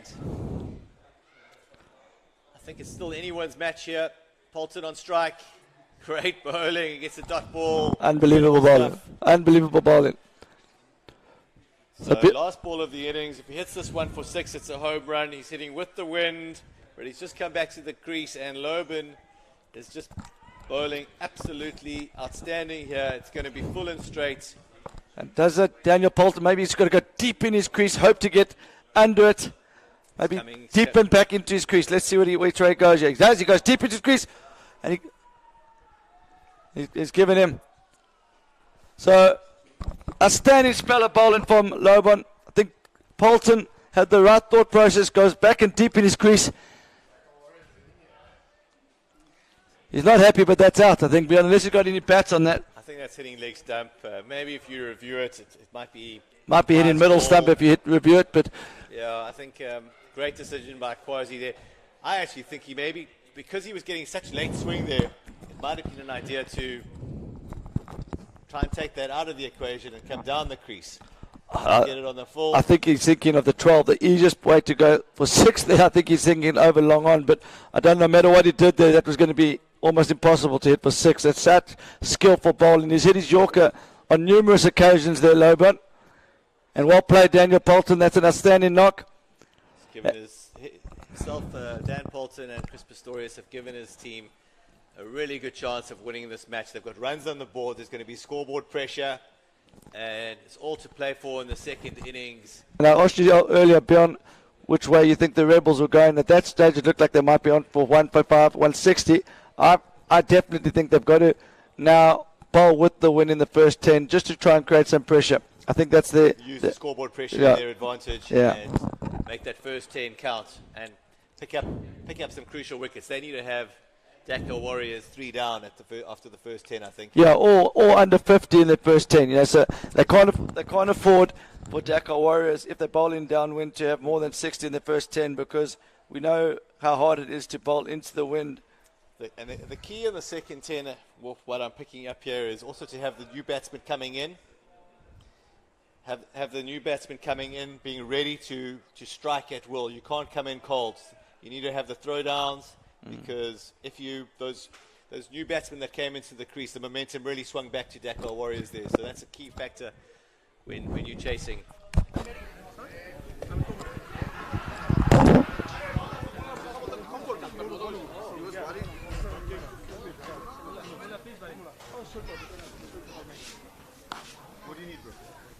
So we're just having a look at the crowd here. It's a wonderful day at Western Province Cricket Club. We're at the last man stands, world champs. It's quarterfinals day. Rebels taking on Dhaka Warriors. Earlier in the day we saw CPI Challengers get a victory over the Black Eagles from the UK. Exciting first quarterfinal. It's a strike on, 37 for 6 here. As Rebels take on Dhaka Warriors. Picker of the bowlers was Loban with Dan. So 23 or 4. I think if you haven't watched the Dhaka Warriors bat and you want to see why they fancy to go deep, so we'll come back to it later. We're going to be switching to our roaming commentator on the grounds, Ross Cowood.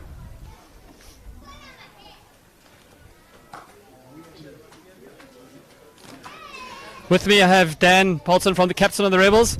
Scored a great 50 today, well batted. Can you talk us through that? Yeah, I think it was a bit of reconsolidation after losing 2 quick wickets, and then myself and Chris said we'll just knock it around and push them in the field, and then once you turn and you hit in with the wind, it makes a massive difference. So decided to capitalise on that and get some momentum going into the bowling innings. So you guys have set 137. That was a score that the CPI Challengers have defended. Do you think you got enough on the board? I think so. I think we've got lots of bowling options. Guys have been bowling nicely, so as long as we hit our areas and do our jobs, back ourselves all the time. Well, good luck. Go well. Thanks very much. Next up with me, Chris Pistorius. Scored a 50 off 37 balls. You paced that innings well. Well batted. Thank you. Yeah, I had to play more of a mature innings today. Yeah, one of the slower ones, but I just had to stick it out, and they used the conditions quite well, and just had to stick there to the end. It was tough in the beginning, so I saw you. It was a sensible knock, and you took the game. You took the innings pretty deep. Yeah, that was when we lost 2 quick wickets. That was the first thing I was thinking. Just take it as deep as possible. It's not an easy ground to chase, and yeah. All the best. Good luck. Next up with me from the Dhaka Warriors, Shaikot. Bowled really well. Picked up 3 wickets. Come closer. Well bowled. Thank you so much. It's a big game, knockout game. You guys gonna chase this down? Yes, we exactly did what we planned last night. So I think it's easy for the batsmen. We watched your last 16 game. You guys were hitting sixes over the clubhouse. Same thing again? Yeah, definitely we will try. Well, good luck. Back to you guys in the studio.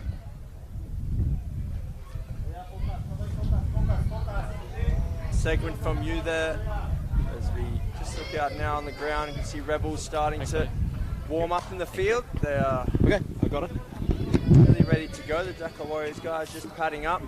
So I'd say Rebels, considering the start, they'll be happiest with the score, but overall I think it's probably slightly under par given the strength of the Dhaka Warriors batting. But they bowled well.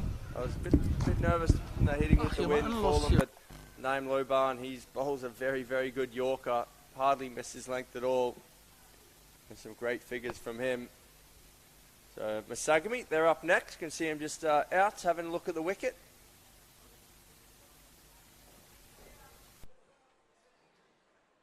So this wicket, just a little bit of moisture in it early on. Just it absolutely poured down yesterday. Thankfully we made the early decision just to move everything back to Saturday. It's just flattening out now the pitch. I think it's going to be a cracking second 20 here. As the Dhaka Warriors looking to chase a big score, or big-ish score. Probably start down the par as we mentioned, but Rebels got a strong bowling lineup.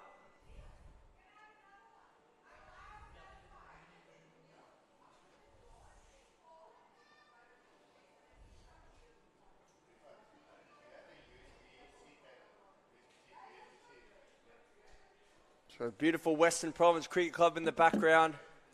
This is the quarterfinal, second quarterfinal of the LMS World Champs 2022. Here from the beautiful Cape Town. Wind in a bit today, as it can be in Cape Town here. It's a beautiful setting. Great pavilion. The balcony just starting to fill up now. We're expecting a big crowd in for the Masagami game, the world #1 team playing next. And as the other teams finish up their morning fixtures and the plate and the bowl and the shield, they'll hopefully wander up here and have a watch as we see there. Dhaka Warriors needing 138 to win and progress to the semi-final. We just look at the scorecard now. Chris Pistorius not out, 50 off 37. Daniel Poulton 51 off 29. They were the two main contributors. A few other contributions there from Matt Graham. And Craig Marshall was run out for 9. Darius Duplessis, he was our first to go with 8 on the board. Murray Workman, he's normally the linchpin of the batting with Poulton. He just hasn't really got going this tournament. Bowled just a 1 off 3. So I'm joined in the commentary box here by Rifatul Islam. He knows a lot about the Bangladesh team, the Dhaka Warriors, being from Dhaka himself. So Rifat, welcome. Thank you, Simon. Good afternoon. So what do you make of the total here, Rifat? I think maybe slightly under par, especially with this power, but what's your thoughts? Yeah, I think the wind will play a crucial part here. Looks like... Are they bowling with the wind or against the wind, Rebels? Yeah, with the wind to start with. Against the wind it looks like. So Dhaka Warriors going to be hitting with the wind here. And it's Craig Marshall with the ball in hand. He's been the linchpin of this side for a long time, the Rebels. They've been playing LMS for a very long time. And he's been a stalwart of the team.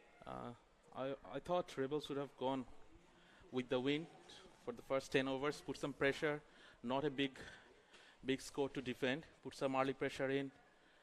Yeah, look, I think That's right.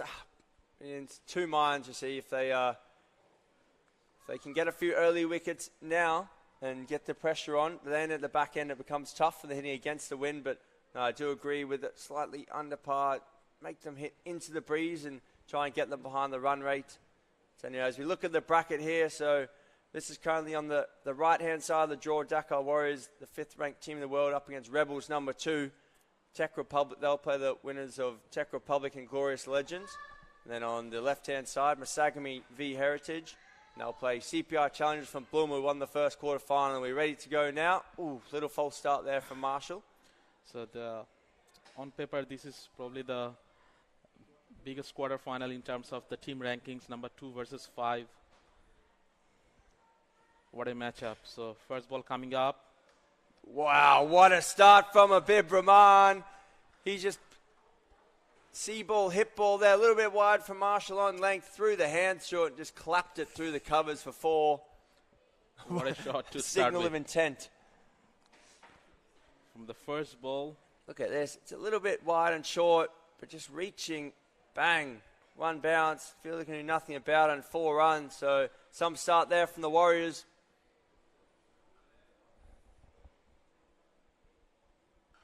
And again, straight down the ground this time, and another boundary here.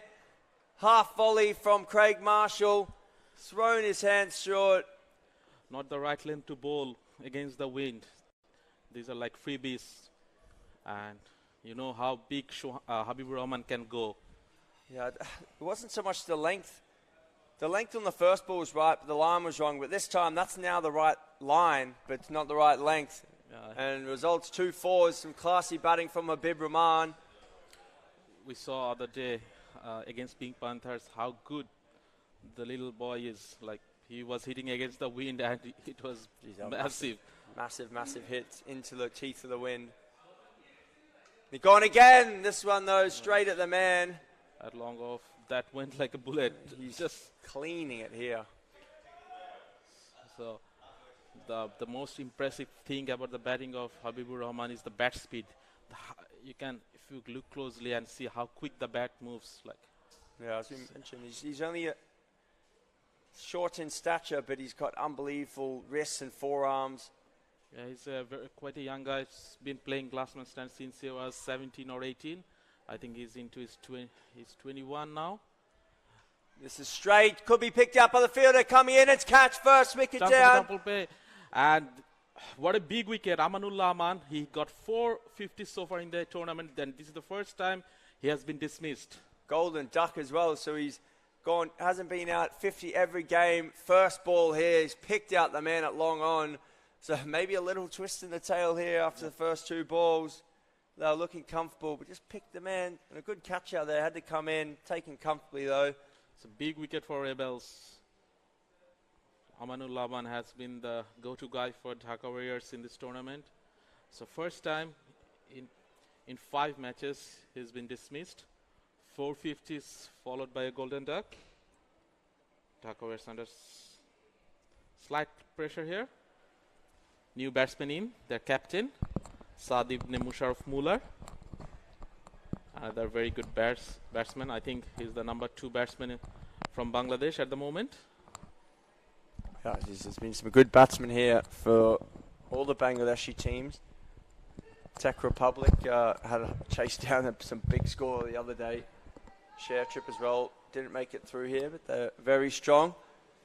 And Heritage Crickets, who are up next, also a very handy team. They're up against Masagami, the world number 1 side, and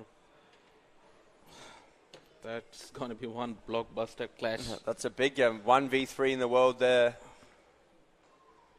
That's possibly, potentially, could have been a final if you're looking at it on paper, but not to be. It'll be a cracking quarterfinal, though. So worked nicely there by Mosharraf. So lots of things happening in the first over. A couple of boundaries, and then followed by the big wicket of Amanullah Aman. Rebels wouldn't mind those couple of boundaries now. They've got the big fish out in the first over, but these two are in supreme form as well. Yeah. The top 5 of Dhaka Warriors have been in supreme form throughout the whole tournament. They have chased down, I think, 170-ish the other day in 18 overs. Yeah, so they've been very good.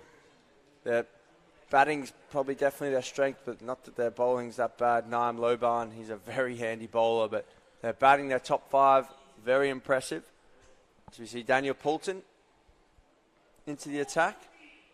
That's just slightly optimistic appeal from the wicketkeeper. The bowler wasn't interested at all. Yeah, sliding down the leg. Let's have a quick look at that. Yes, definitely sliding down the leg. To see where the wicketkeeper's appealing from there, Rifat, he was almost at leg slip, so it probably gives it away. Look at that swing, though. Late swing, just dipping in. Against the wind, so it will dip down. Yeah, the wind just going from the top left to the bottom right of the screen. We see Daniel Poulsen, 165 LMS games, averaging 20 with the ball, so no slouch. It's number 10 ranked in the world and number 7th ranked in South Africa.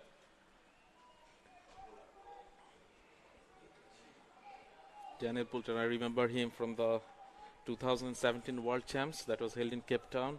2019 he played as well for Rebels in Sydney.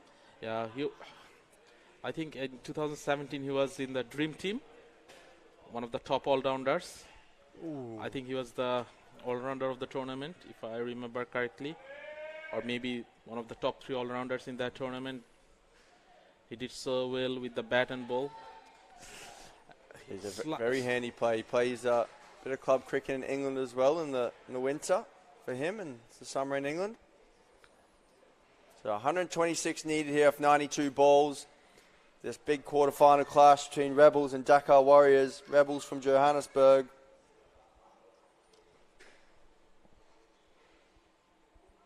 It's a bit down leg though, but it takes a bit of pad. Wicketkeeper looks to have a shot at the stump. Leg by signal by the umpire.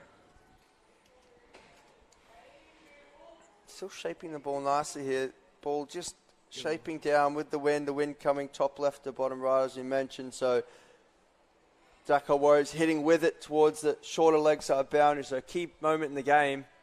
And there we go, that's high. But that's going back. That's going to be 6. Great hit there by Abib Rahmani. Didn't get all of it, but just went with it, got it up in the air, and the wind did the rest. For a moment, it looked like the fielder at cow corner was in the game, but not to be. Just watch it sail over his head there.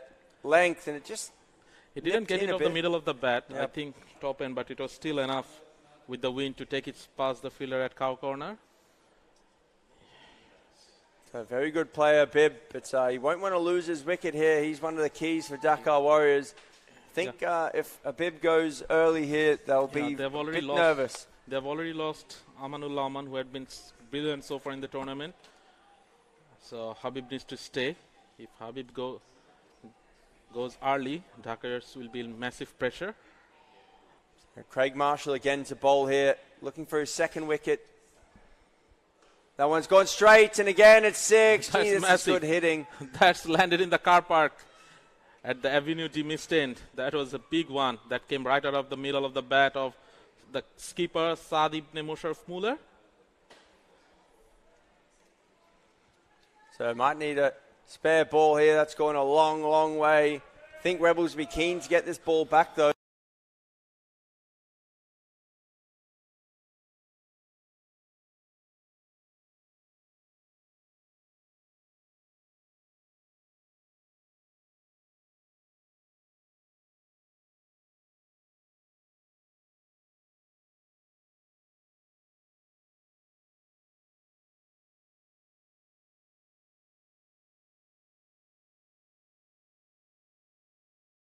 Never know. Rebels need wicket in the first 10 overs, otherwise they might not have too much to defend in the last 10. Yeah, agreed. If they can get them 3 down at the turn for around 60, then I think 60, 70, then I think it's a very even game. But if they're up around 80 for 2, then it could be curtains. Just defending 130 odd. There's umpire Tulani just calling the fielder back. He's not being able to retrieve that ball. Batsman getting a water break while we're looking for the lost ball. That went a long way. Search party going on on the car park. I think it's gone past the car park though, if it bounced down onto the low fields there. But I think they might have managed to get it back to Marshall just tossed the spare. So the ball's been retrieved. It's just got the train back from the Cape Town City Centre. And looking to go here again.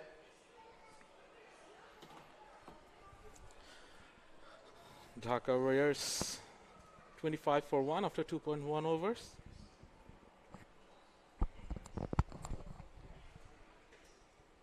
Ooh. Nicely played. You can see that swing in the air. That's the risk, a little bit of risk there for the batsman, just turning the hands across it. We saw a couple of these balls, just a little bit of moisture in the surface, just sticking and holding a little, so you've got to be careful turning the wrists. So it's down the leg side, so wide. I think Marshall a bit lucky there. Habib didn't manage to get any bat on that. It would have gone over the fine leg if he had got some bat on that. That was not a great delivery from the skipper, Craig Marshall. I believe he's the skipper of Rebels. Indeed. That's a geez, he hits the ball hard. Oh, good fielding though. Great cricket all around. Great cricket all around. That was a very good shot and equally well fielded at long off. I think there might be Rudy Grayling out there at long off.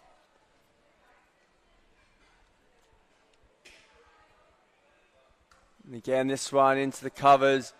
Nice looking shot there. But straight to the fielder. Wind will play a big part in this, in the later part of the tournament, throughout the whole day. Looking at the weather forecast, I think it's going to be even stronger in the next game.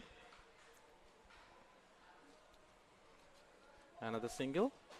He's Habib Rahman just playing a great knock here. He's hitting the ball very, very late, but just his wrists and his forearms just get that bat speed through. He doesn't quite time that one though, and just out to long on.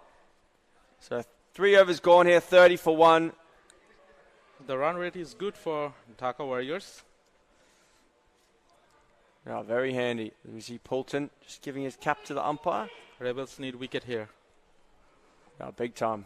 Need one soon. They don't, if Habib Rahman gets a 50, I'm calling it as game over here, Rifat.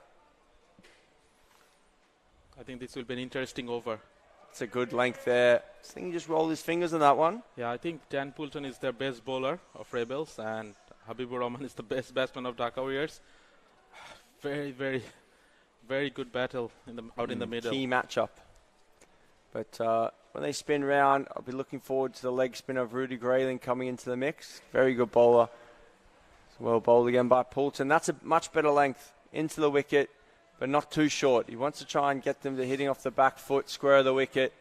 So they've got to get it just right here. If he goes too wide, it's going to get clubbed through the covers for 4.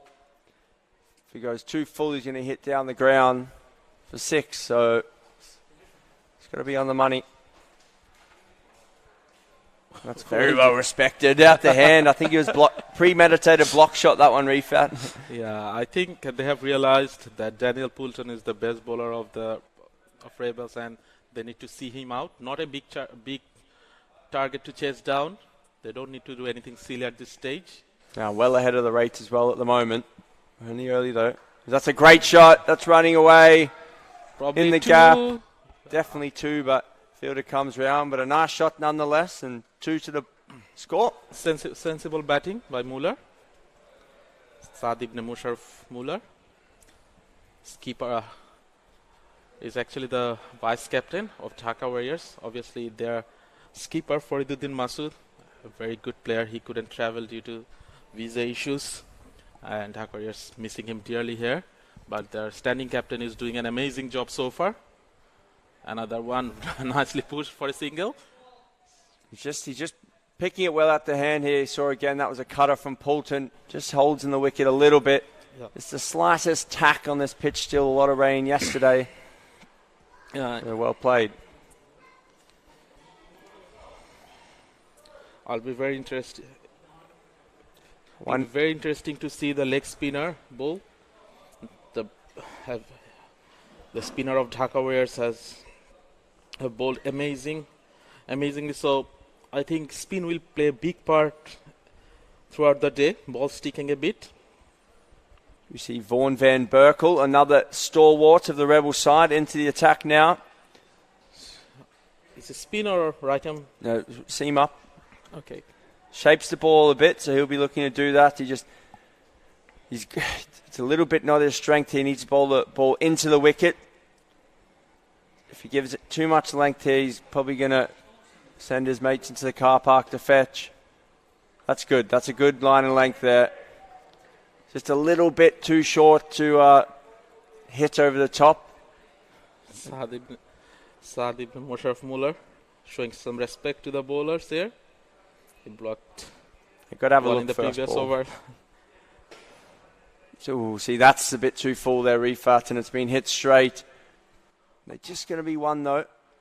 So for the Dhaka Warriors batters, they've been playing sensibly, dispatching the bad balls away, respecting the good ones, and even they're trying to not play not too many dot balls. No, that's the key. That's the key. It's a bit something that the Black Eagles did in the first game, is they probably weren't quite at the races with the running between the wickets, and that cost them dearly. But if the Dhaka Warriors chasing a similar total here, the Dhaka Warriors is trying to limit the dot balls. So there's only 3 dot balls in the last 10 deliveries. So no boundaries, but they still managed to pick up 9 runs. He's looking for the big hit there. He got the ball he wanted, bit of length, the full toss, and he just chunked it out the square leg. If he got that out the middle, that's another delay as they fetch the ball. I think I've seen Habibur Rahman mistiming one after a while now. He had been hitting them cleanly so far. Oh, chance of a catch! And it's right at the throat of the fielder at long on. Jeez. That's a big wicket. We said they needed to get 2 in the first few. So under pressure now a little bit, Dhaka Warriors. Habib Rahman's still there. He's the key man. But the skipper is gone now. Just needed to, the fielder at long on just needed to take a step to his right, and it was right into his throat.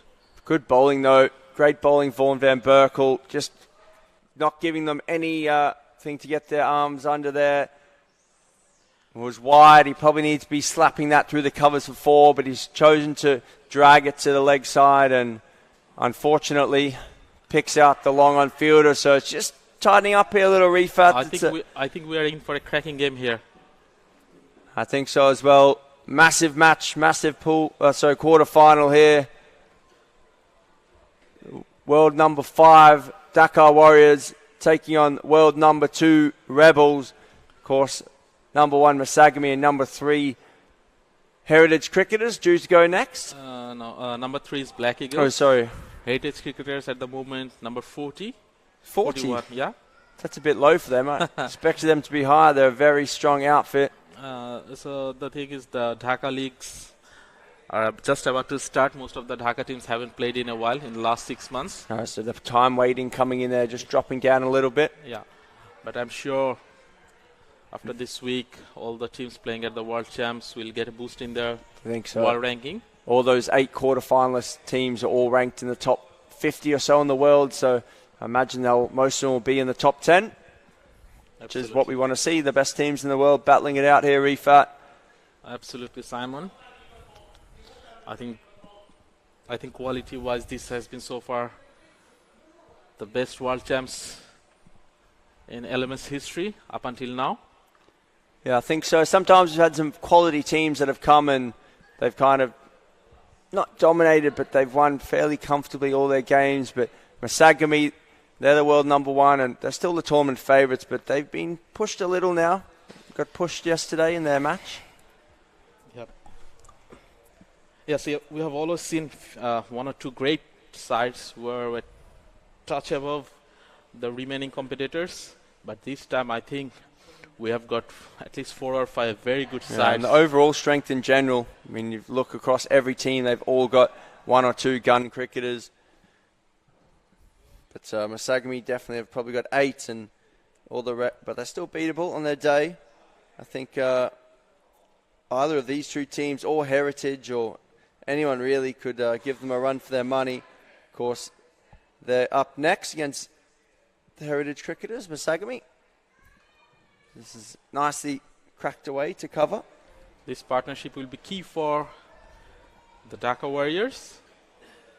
Shariful Islam Shaikat has bowled amazing today. He got the wicket of the two informed batsmen of Rebels, Duplessis and Workman.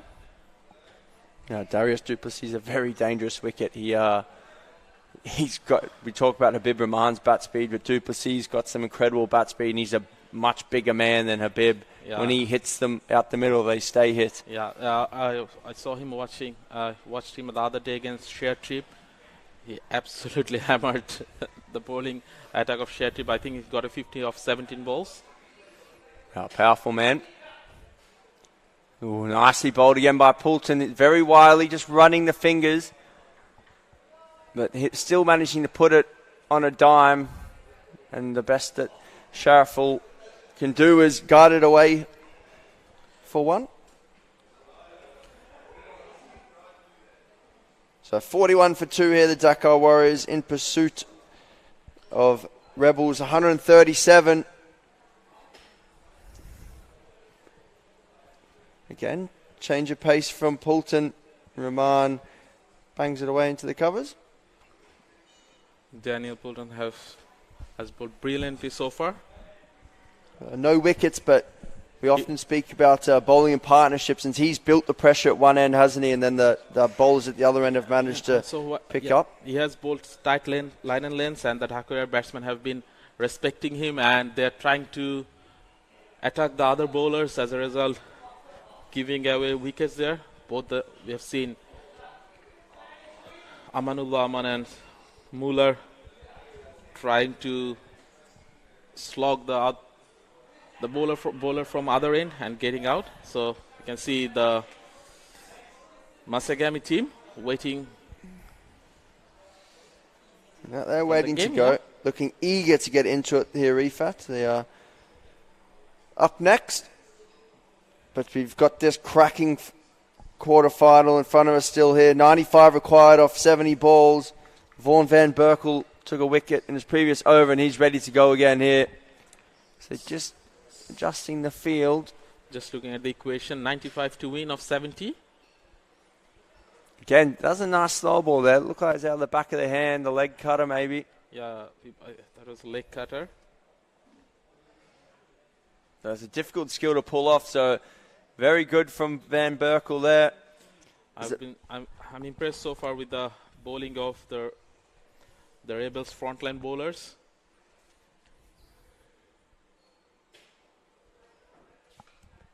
Great hit there. Oh, just the one hop out there though.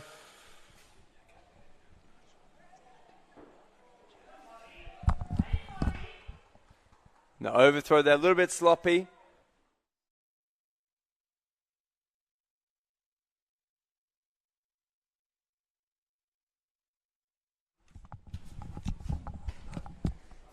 So welcome in the commentary box here with Mr. Ross Kaywood. Rifat just going to grab a bite to eat before the big match up next. But Van Berkel into Bibraman again. Ooh, and loose. Roscoe, welcome. Thanks, Simon. It's shaping up to be a good run chase here. Dhaka Warriors seem firmly in control. Just the wickets though is the key here, I think, Ross. If Rebels can get one more wicket before the change of ends, then I really fancy them, especially Habib Rahman. He's the key. And the young man, he's only 21 years old. He's 27 off 16 here. Rifat was saying he's been playing LMS since he was 17 years old. Brilliant. So an incredible talent as well. Saw him bat in the last 16 game.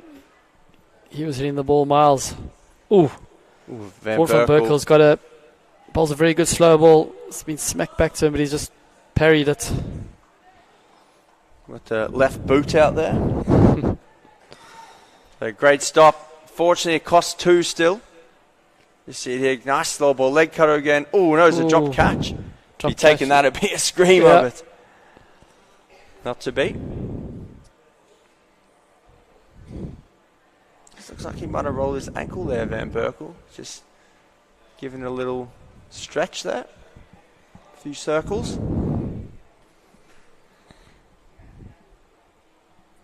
Oh, it's well bowled there, just with gentle away swing. So after 7 overs, the score is 50 for 2. Ryman 28, not out of 17. Sharaful Sheikh 7 off 7. Tidy first, 2 overs from Vaughan van Berkel, just 11 off it and picking up the wicket. Be interesting to see what they do here, Ross. I think it's going to be Poulton again, but they're just working out when Rudy Grayling's going to come in to bowl his leg spin. It's a bit of a double-edged sword here. If they get him on from this side, they might potentially prize a wicket, but that could also fetch a bit as well, hitting with the wind. Good point there, yep. So it is going to be Dan Poulton, the Rebel skipper. He batted nicely. 51 off 27 balls. It's a crucial knock for his team in a big knockout game. Yeah, it's all do or die here. World champs, quarter-final. So it's all on the line, all to play for. And it's a big Rahman on strike to Daniel Poulton. It's well bowled. Looking for 2. It's good running. In and out. He's sending him back, though. It's probably the right call, I think. Slight misfield from the fielder, but if he picked that cleanly, it was big trouble. And they don't need it. They don't need to take too many risks here. 87 off 64 balls. Run rate's well in control.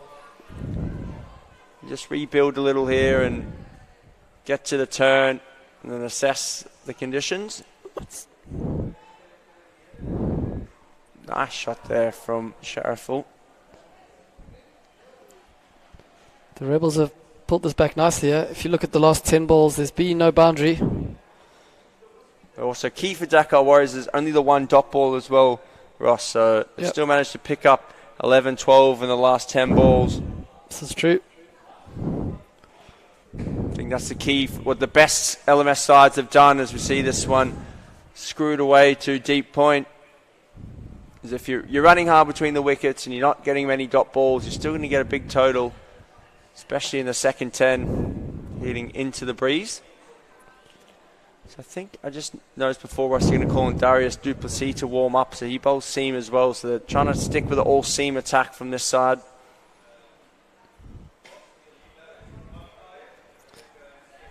Be interesting to see how Rudy Grayling goes.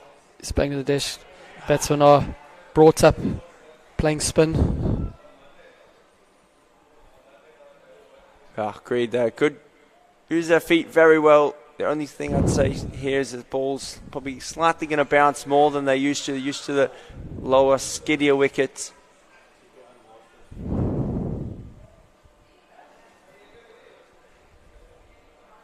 So the winners of this game take on the winners of the Inglorious Legends from Pakistan and Tech Republic, which is at 4:30 this afternoon. That's going to be another cracker. There's not any quarterfinals at all, Ross, that you think that could be a bit one-sided. Yep. They're all red-hot matchups. Checking some stats this morning.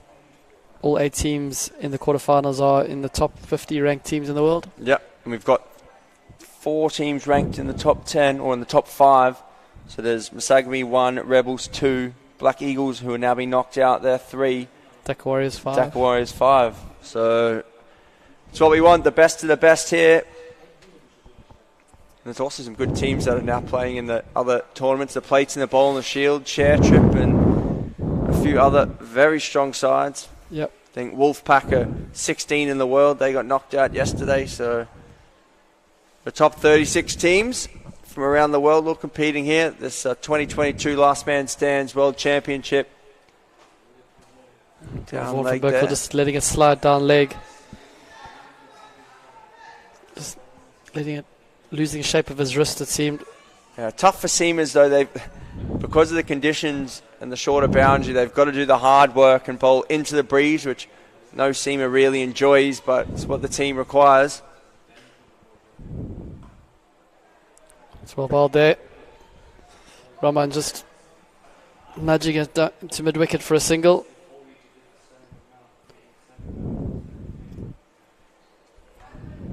So 9 balls left from this side, then they will start hitting into the breeze. So 81 required. Ooh. Where's that going there, Ross? Down to fine leg.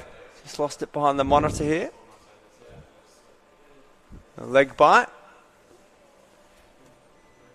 So what do you think? I think still feel Rebels need one more wicket in this next 8 balls here, Ross, to really be feeling confident.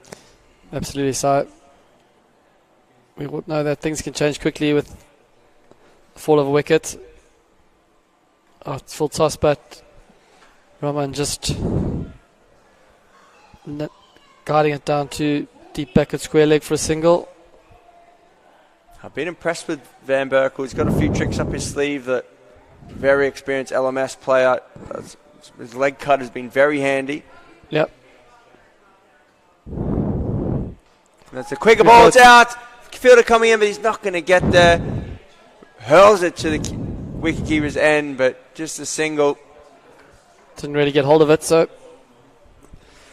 probably a good thing. It would have been down long off throat. One more wicket here. That's what the Rebels need. Just really get the pressure on.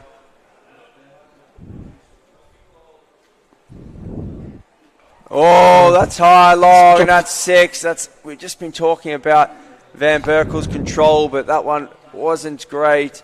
Into the wicket. Disappeared over square leg boundary for 6 into the trees.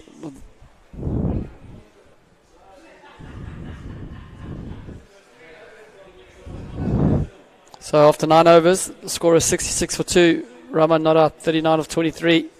Shariful Islam Sheikh, 12 of 12. Required rate now, 72 or 55.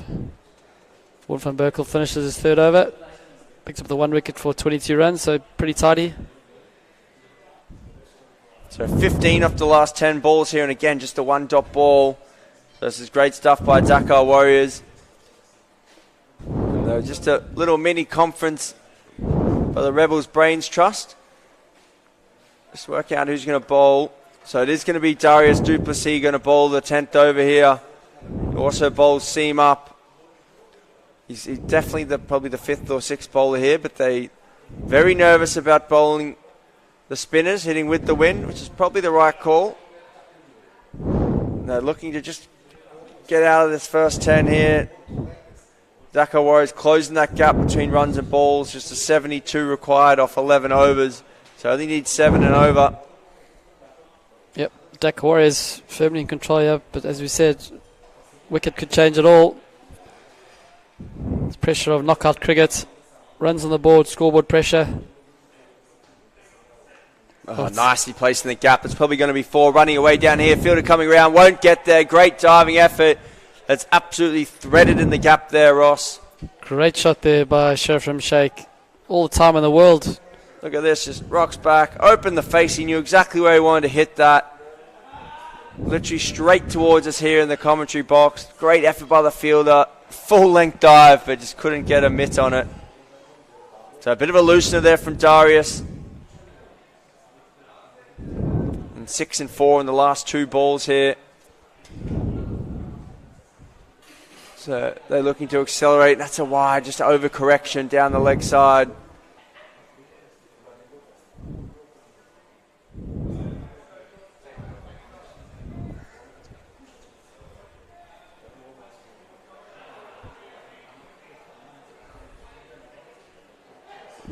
Did take something on the way through there. Chilani just signals, cancelled his decision and dot ball, so good to see. Yep. This one, it's clever cricket here by Sheikh. He's coming back for 2. Fielder slides in, but not quickly enough, and back for 2 comfortably. So fantastic cricket there, just manoeuvring the ball. Threaded that one in the gap 2 balls ago, and that one only had to hit it 25 metres or so, Ross, and they've scampered back for 2. Really just clever tucks cricket. it, Yep. soft hands. Umpire Quasi there, just shifting out the way. And again, this could be another 2 here. No, do good work from the bowler. Hurls after it, the big man. Just a single. So good comeback here by Darius Duplessis. 4 from the first ball, and it's been a dot, a single, and a 2 in the last 3 balls. Habib Rahman needs 11 more for what will be a cracking 50. 39 off 23 balls under pressure. Oh, that's going to be another 6. Slapped it over Calcutta the boundary. He's a class player, is Rahman. Very handy. Didn't quite get all of that either, I don't think, Ross. It's just a bit toe, if anything. He's a really wristy player.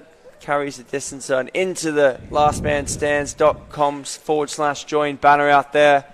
So if you are looking to register for Last Man Stands, if you're interested to find out more information, we've got leagues running in 13 countries all around the world. So jump on lastmanstands.com and find out where your nearest venue is. So 10 overs, this change of ends. Required rate 59 or 50 balls. Firmly in control are the Dhaka Warriors. Now very comfortable, but as soon as Habib Rahman gets to his 50, assuming he does, then that'll bring the pressure. As we see a shot from the balcony up here at Western Province, all the teams in here, the B&B guys up here, along with Tualikis, Schwane Old Boys down there as well as the CPI Challengers. So great to see all the teams getting in, Ross. Absolutely fantastic scenes here on the balcony. Everyone getting behind the finalists. Now, all the Dhaka Warriors guys sitting down there on the boundary side. All the Bangladesh teams will be in cheering on their countrymen as well. We've got the first of 3 Bangladesh teams playing here today. So change of bowling. The leg spinner Rudy Krailing. I feel that his spell could be crucial if the Rebels are going to get over the line here, Simon. Yeah, I think so. And he's got a very good wrong in as well, Ross. So it'll be interesting to see how he uses this, making the Dhaka Warriors hit into the breeze.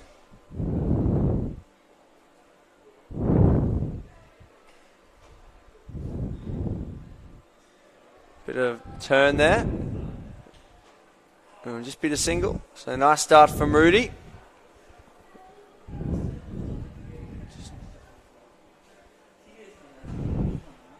Okay, so Rahman's going to look to get his 50 as quickly as he can. He does look a class player. Oh, that's well bowled. Love to see a replay of that one. I think that could have been the wrong in there. Just looked a bit quicker through his action. It wasn't far away from off stump. This one tossed It up. was kept a bit low there. Well, so interesting phase of the game now, Ross. yeah. First time we've seen spin from the Rebels.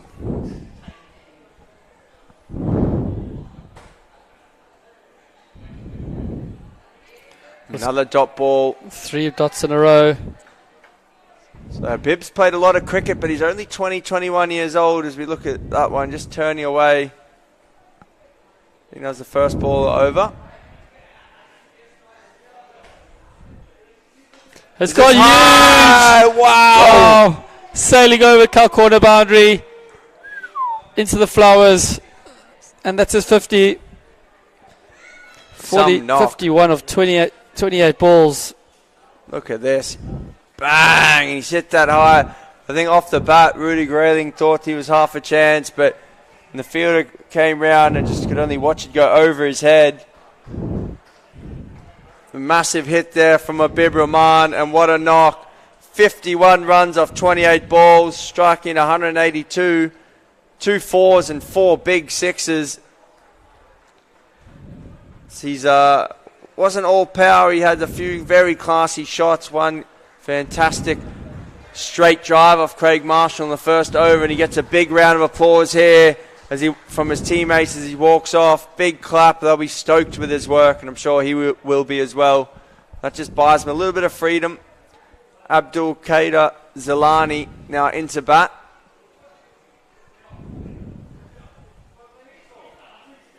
So 52 required off 45 balls here. And it's Chris Pistorius into bowl, the off spinner. Half a shout for LB, but it's tucked away behind square for one.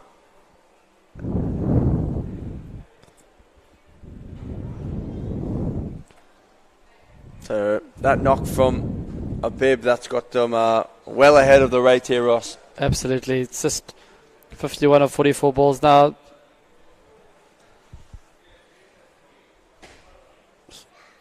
Full toss. And nicely carved away. Duplessis down there cleans up.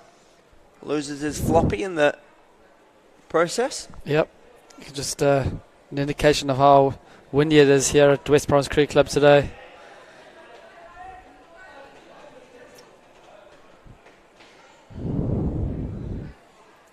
It's well bowled. Just going a bit wider there. And good drift, using the wind well to his advantage here, Ross. The wind coming from the bottom right to the top left here. So just sliding the ball across the right-handers. Why do you think he's bowling right arm round there, Simon? The traditional right arm off spinner be bowling right arm over? I often find in the T20 sometimes I also like to bowl my offies from around the wicket to the right hand. It's just something different. And the guy, it's a bit of a harder angle, I feel, for guys to slog sweep. So that's why I do it, but not sure if he's of the same train of thought. So 12 overs complete. Score is 90 for 2. Shariful still there. 22 of 20. Abdul Qadir Zilani's not out. 2 of 2. Tidy first over, Chris Pistorius. Just 4 runs off it. The required rate now 48 or 40 balls. So Rudy Krailing's going to continue with his leg spin.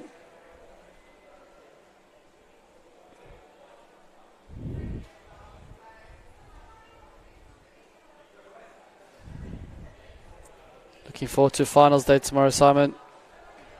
2 semi-finals. And the main oval followed by the grand final at around 2 p.m. It's going to be an absolutely cracking day tomorrow, Ross. I can't wait, but it'll be interesting to see who makes it here. So Dhaka Warriors firmly in the driving seats at the moment, but 2 wickets and you never know. Yep.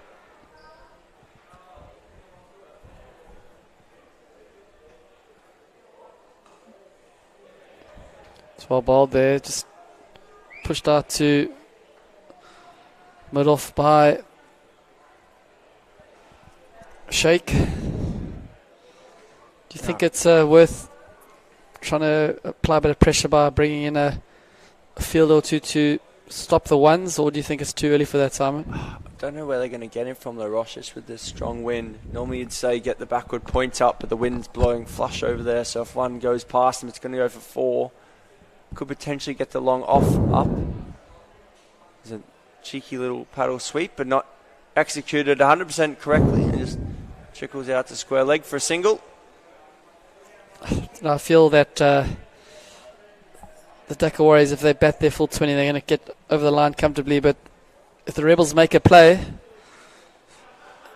and bring a field up, create a bit of pressure and enforce the false shot, then we got game on. Oh. This one's going to run away, I think, and run down for 4 runs. So unlucky there as well. Bowled by Rudy Grayling. Leg buys. Leg buys. So there's half an appeal, but I imagine it's probably pitched outside leg stump. See it here now. Ooh. Just sliding across. Thought he was in the business, but away for 4 leg buys.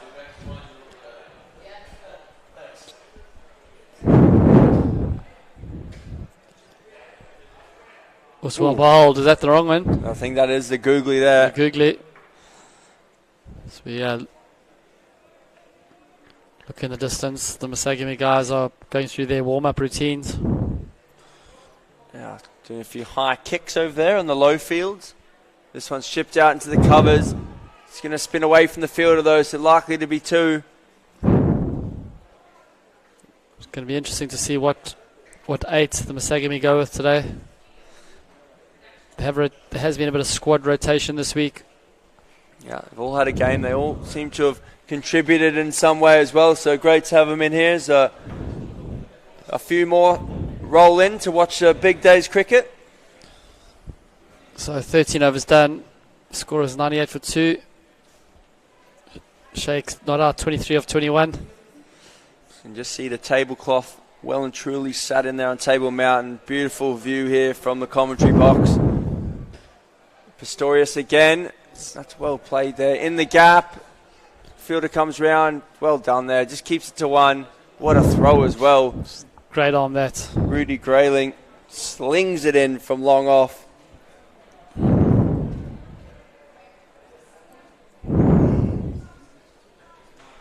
So 99 for 2. Ooh. It's a bit of cat and mouse here, Ross. The off spinner going hard into the wicket. They've got a gap fine there of the third man fielder. So they're trying to get him to play it there, but chance he might nick off. So one's round the corner. That's well played, that. It's going to run away for another 4. 4 more leg byes. Just angling down the leg side. Tough when it's not turning for the off spinner to get to LBW from round the wicket. He just gets across, paddled round the corner. So these are runs that are valuable for the Rebels, that they're just sort of giving away here to the Dhaka Warriors, who are already firmly in control of this run chase. Missing leg stump, that one, Ross. Murray Workman's tried his best to stay on the offside there, but just started to move down leg, and that's a big giveaway. Optimistic appeal that. Yeah, too much angle, right arm round. Oh, no. Is that a caught and bowled? Yeah. He sent it straight back to him. That is a disappointing end. And is there something on the cards here, Ross? It's just brewing up nicely here. Look at that. Just again, has it just stuck in the wicket a bit there? Yeah, or maybe, or, I don't know. It looks pretty straight to me, and it's come off the inside edge of the bat. So I think played for a bit of turn, but just sticking in the wicket, and he's chipped it straight back to him. So a soft end there for Sharaful Islam Sheikh. No, sorry, it's not Sharaful Islam Sheikh, still out there. It was Kalani, Kader. Yeah. Kadir Zalani departs. So he won't be happy. He wanted to see the game home, but 35 of 31 balls. In theory, it should be a canter from here, but you just never know, Ross. Yep, very true there, Simon. This is a very funny game. This is cricket. 35 of 31. Should be a walk in the park for the men from Dhaka.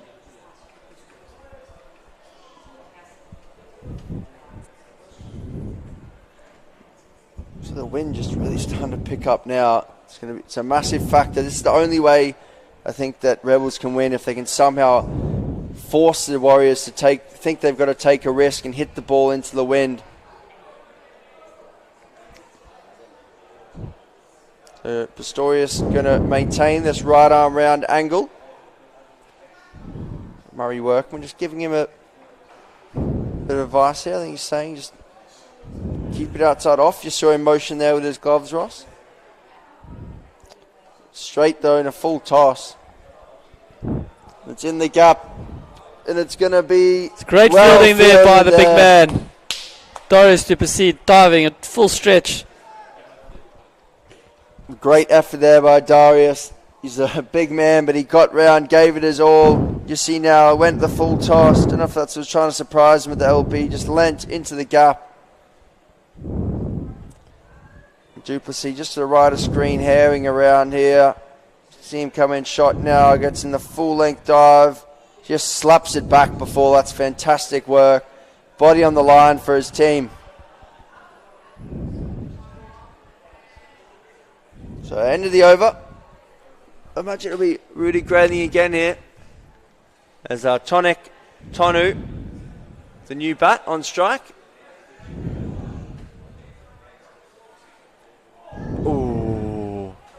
How's he got that over the top there, Ross? And Jarvis Duplessis put in the meters here.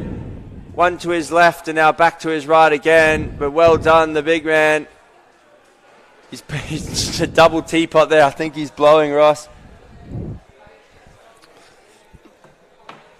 So, fortunate escape there for Tonu. Just manages to somehow get that one over the keeper's head. He's looking to hit it square. Duplessis struggling to walk back into position now. He's absolutely gassed. It's been a busy afternoon for him in the field. He's been sprinting around that square leg boundary. So just now run a ball just about 30 of 29. I really think now it's time for them to bring in a man to try create a bit of pressure, make them make the play, go for the win. Still Islam Sheikh still there. He's not out, 24 of 22. Leg spin tossed up. Well bowled. Gets it through at a nice pace. There's some good. It's a very, very handy bowler is Grayling. Yeah. He's got some good flight and pace on the ball there. What's well bowled. And again, just turning away there. Batsman, he's looking to turn it a little bit too much leg side. I think the batsman just indicating that was the wrong end. Not picking it though. It's all well and good telling him it's the wrong and after he's exactly. let it go. He'd be picking it out the hand here. So 109 for 3. End of the 15th here. And this is well bowled again by Grayling. He's trying to make something happen here. So 15 overs bowled. The score is 109 for 3. Required rate 29 of 25. So it should be easy, but the wickets in hand, they've got to Bib Rahman in the hut. So Rebels will be keen to take a couple of wickets, but not too many. They don't want Bib to come back in before the last over, I don't think, because he can well and truly. He's not concerned about this big boundary to win. We saw him hitting it onto the roof here from the current pitch we're on. So this game is all the Dhaka Warriors want to lose. Pistorius around the wicket again, and that's nicely worked there. Just looking for the single though. That's all they need to do, Ross. Just keep ticking it off. They'll get the odd loose ball or get one in the gap for 2. Probably trying to set themselves a target to chase it down in around 20 more balls, I think, here. They don't want to take it to the last over. Yep. That's nicely played. It's got a bit of bat, on it, and it runs away for 4. I think the bowler thought that it was LBW, but it seemed like there was definite bats on that. Yeah, no, the speed that it raced away there, I don't think that's just off the pad. Definite bat there. Yeah, there we go. Off the glove, Ross. Off the glove. It just ran away too slowly. Too quickly, sorry, to have come off the pad. Obviously, the fielding team don't agree, but it looked pretty obvious from up here. Yep. Trying to milk one there, you'd say. Yep. Umpire Kwasi had no hesitation in displaying the glove. Great batting there from the Warriors. This is nicely played as well. It's good cricket. Really good percentage cricket. Paddle sweep for 4. The next ball just pushes it, get himself off strike. Really think that they should be getting an extra cover up now just to try create some sort of pressure. Ooh, inside half of the batter as well. The other option here is, Ross, is they could get Craig Marshall up to a shortish backward point. If the guys want to, against the angle around the wicket here, try and cut it past him. Yep. It's a double-edged sword, but it could also bring a false shot or a nick. So massive gap there at point. They've got deep extra cover and then long off. And there, that is that gap. The fielder coming round.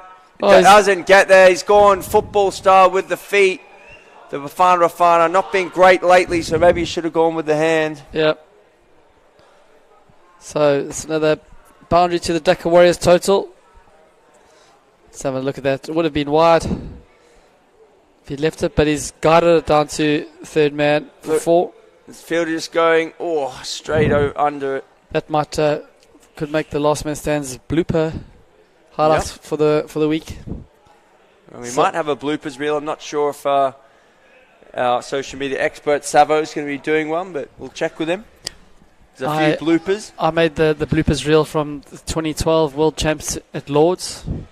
I took a good catch, which didn't make any highlights, and then I dropped an absolute sitter, which was all over the blooper highlights. Yeah, look, sometimes it happens. A few bloopers from you on the dance floor the other night as well. So, uppishly played. This is going to be a walk in the park for the men from Dhaka. 17 off 19 now. They need it. They basically need a hat-trick. Ross? Yep. Or 2 and 2. They need 2 quick wickets just to stem the flow a little. The Warriors have just adjusted tactics here. They just start manoeuvring the ball around. Although he slapped that one, but just for one. Just leaned back there. Grayling giving it plenty of air now, Ross. Really tossing it up. Enticing the batsman to go for the big shots. He's got his fieldsman on the boundary. That's clever cricket there by Tunu Tonak. He ran the first one hard, but Rudy Grayling was able to get there in time. So, looks like it's going to be the Dhaka Warriors against the winners of Tech and Inglorious Legends, I think, in the next. Nicely played there. They're not taking any risks here. They know what's required. Bonus points and all that. Net run rate doesn't matter here, Ross. Just get the job done. Yeah, it's knockout cricket. If you lose, you on the next flight home. It's a long flight back home as well. Yep. Maybe not for the Rebels, but it's some teams. This one's hit out. That could be an opportunity, but no, just going to be the single. So that's what the shot that they wanted. They wanted the false shot in the air, but the fielder is not close enough. There's a batsman there. Tonu just calling for some gloves. So 3 overs left here. 14 required. So 14 or 15 balls. It's been an excellent run chase here from the Dhaka Warriors. Absorbed all the pressure early on. There were a few wickets, but Sharma really set it up with his innings.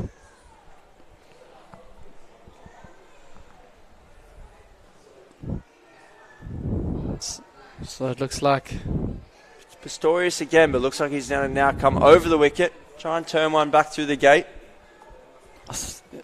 You're also a right-arm spinner, Si. You've done that many a time in your career. Few and far between, Ross. Not much of a big turner of the ball. I'll just try and bowl dot balls if I'm honest. You're too modest there, Si. I've played a few games with you and been really impressed with your off-spin. I think that's a bit of a spin from you there. Sweep shot, Q end. Towed it. Very much a part-time bowler. So I think Shariful's going to just miss out on his 50 if he was going to hit all the winning runs. Nicely lent on. Looking for 2, but I don't think they'll get it. I've really been impressed with this Dhaka Warriors team. They have all departments covered. Bat deep. Good bowlers. Well-oiled fielding unit. Yeah, very much so. They've batted solely all the way down, but they've also had good tactics to field, Ross. The bowlers came the right end. Also, they knew early doors they chasing a modest total, so they thought it's in the arc. Whack a few. They were 10 off the first over. They did lose the 1 wicket, but just broke the back a little bit. Now they can just nestle in and just hit the ones. So 2 overs to go. 10 off 10. Sire, what's your thoughts on? You think they're going to finish it in this over? Or I think they should. I think they should. If they get an opportunity, if there's a They get a short ball, anything 2-leg side. There's a lot of space here to the leg side, but not necessarily trying to hit for 6. Just put it in the gap, get it for 4s. We see Marshall, the skipper, coming back into the attack. So I think they should be trying to finish this over. They've got men in the hut, so there's no point taking it down to the wire. You don't want to be needing to score runs off the last couple of deliveries because anything can happen. So 1 boundary in this over, I think that's what they'll be looking for. So, is there going to be a twist in the tail here, Simon? Are the Rebels going to sneak a victory? There is that boundary. It's going to run away. Darius won't get there, I don't think. Oh, great effort. He might have just kept it in there with his right boot. Fantastic there. They're still going to run the 3. Gets a clap from the bowler. A great effort. Fantastic commitment to the cause there from the big man, Darius Duplessis. Look at this. Just gets across his stumps. That's on like 5th stump there, Ross. Yeah. And he somehow managed to get it down to fine leg off the face of the bat. And Darius, I had basically given him no hope there. And he just got round. Gets the big right boot out. Again, just a comfortable single. So if anyone deserves to make something happen here, it's Craig Marshall. I feel, Ross, he's been a long-standing LMS player, a real stalwart of this Rebels team, been to about 4 or 5 world champs now. So if anyone deserves it, it's him, but it's feeling unlikely at the moment. Oh, it's well bowled. It's a plain miss there by Tonu. It just seemed like he was feeling for it. Yeah, I don't know if it's just swinging a little. The wind is going right to left, so suiting the away swing. Craig Marshall unlucky not to get the nick on that one. So 6 or 7. Is this going to go to the last over? He's clapped that. He's hit it straight to the wicket. There's the wicket they needed. They need at least 1 or 2 more here. Ooh, is there going to be a twist in the tail, Ross? Cricket is a funny game. He hit You that never know. clean as a whistle. It was wide. Went whack.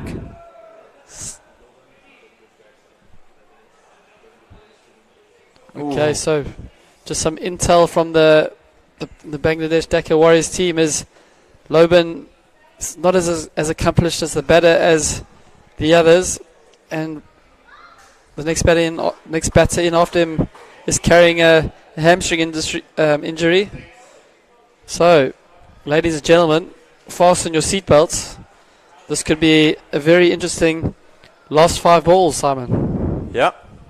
So we need to make sure they got to get Loban on strike. Yeah, he needs to get Loban on strike. He's probably.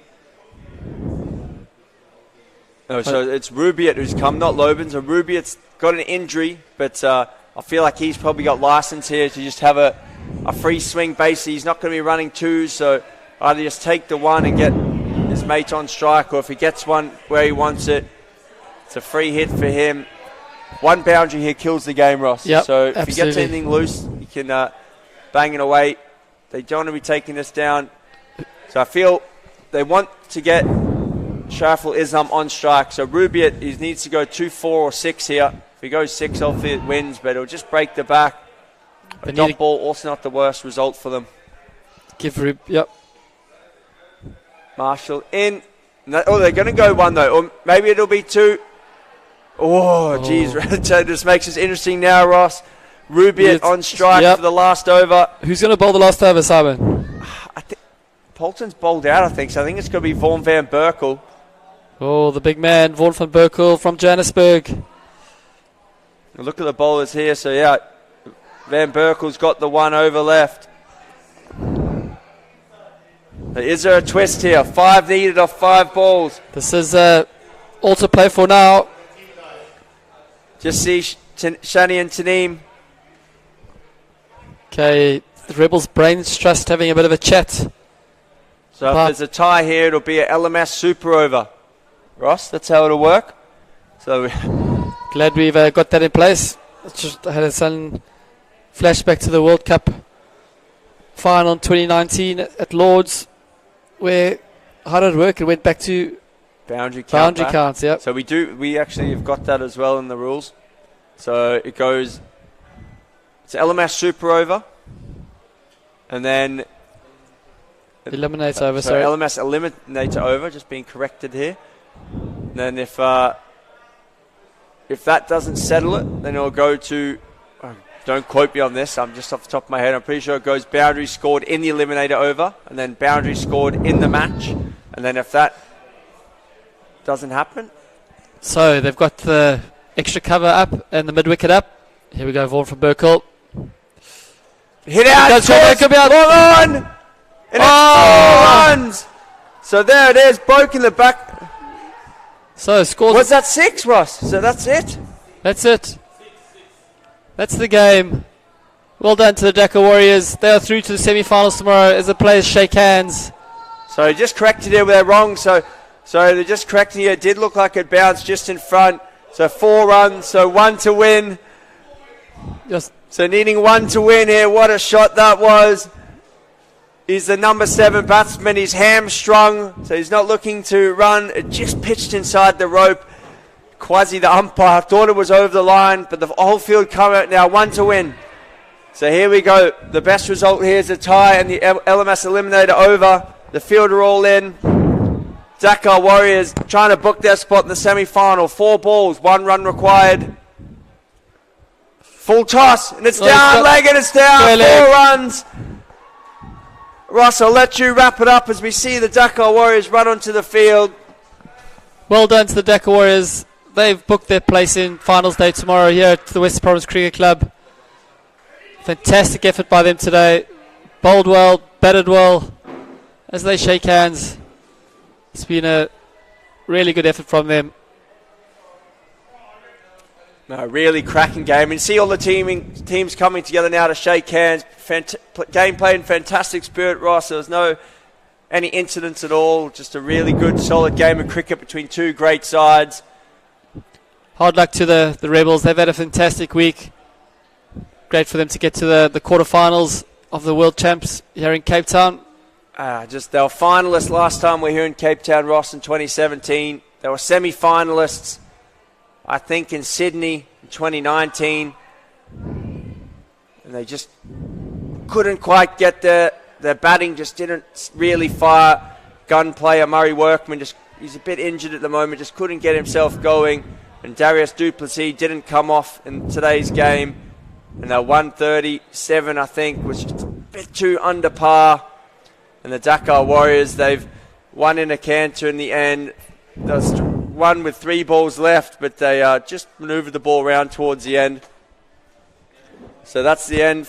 That's the end of the tournament for the Joburg Rebels, the world number 2 ranked side, but beaten by a very strong world number 5 Dhaka Warriors, who give a great clap up to the balcony here. Fantastic to see. Everyone's been well supported throughout the tournament, and I really enjoyed all the camaraderie between the teams. So we're going to wrap up here. It's Heritage Cricketers up against the world number 1 Masagami. Next, quarterfinal 3 here at the LMS World Champs 2022. Bye for now.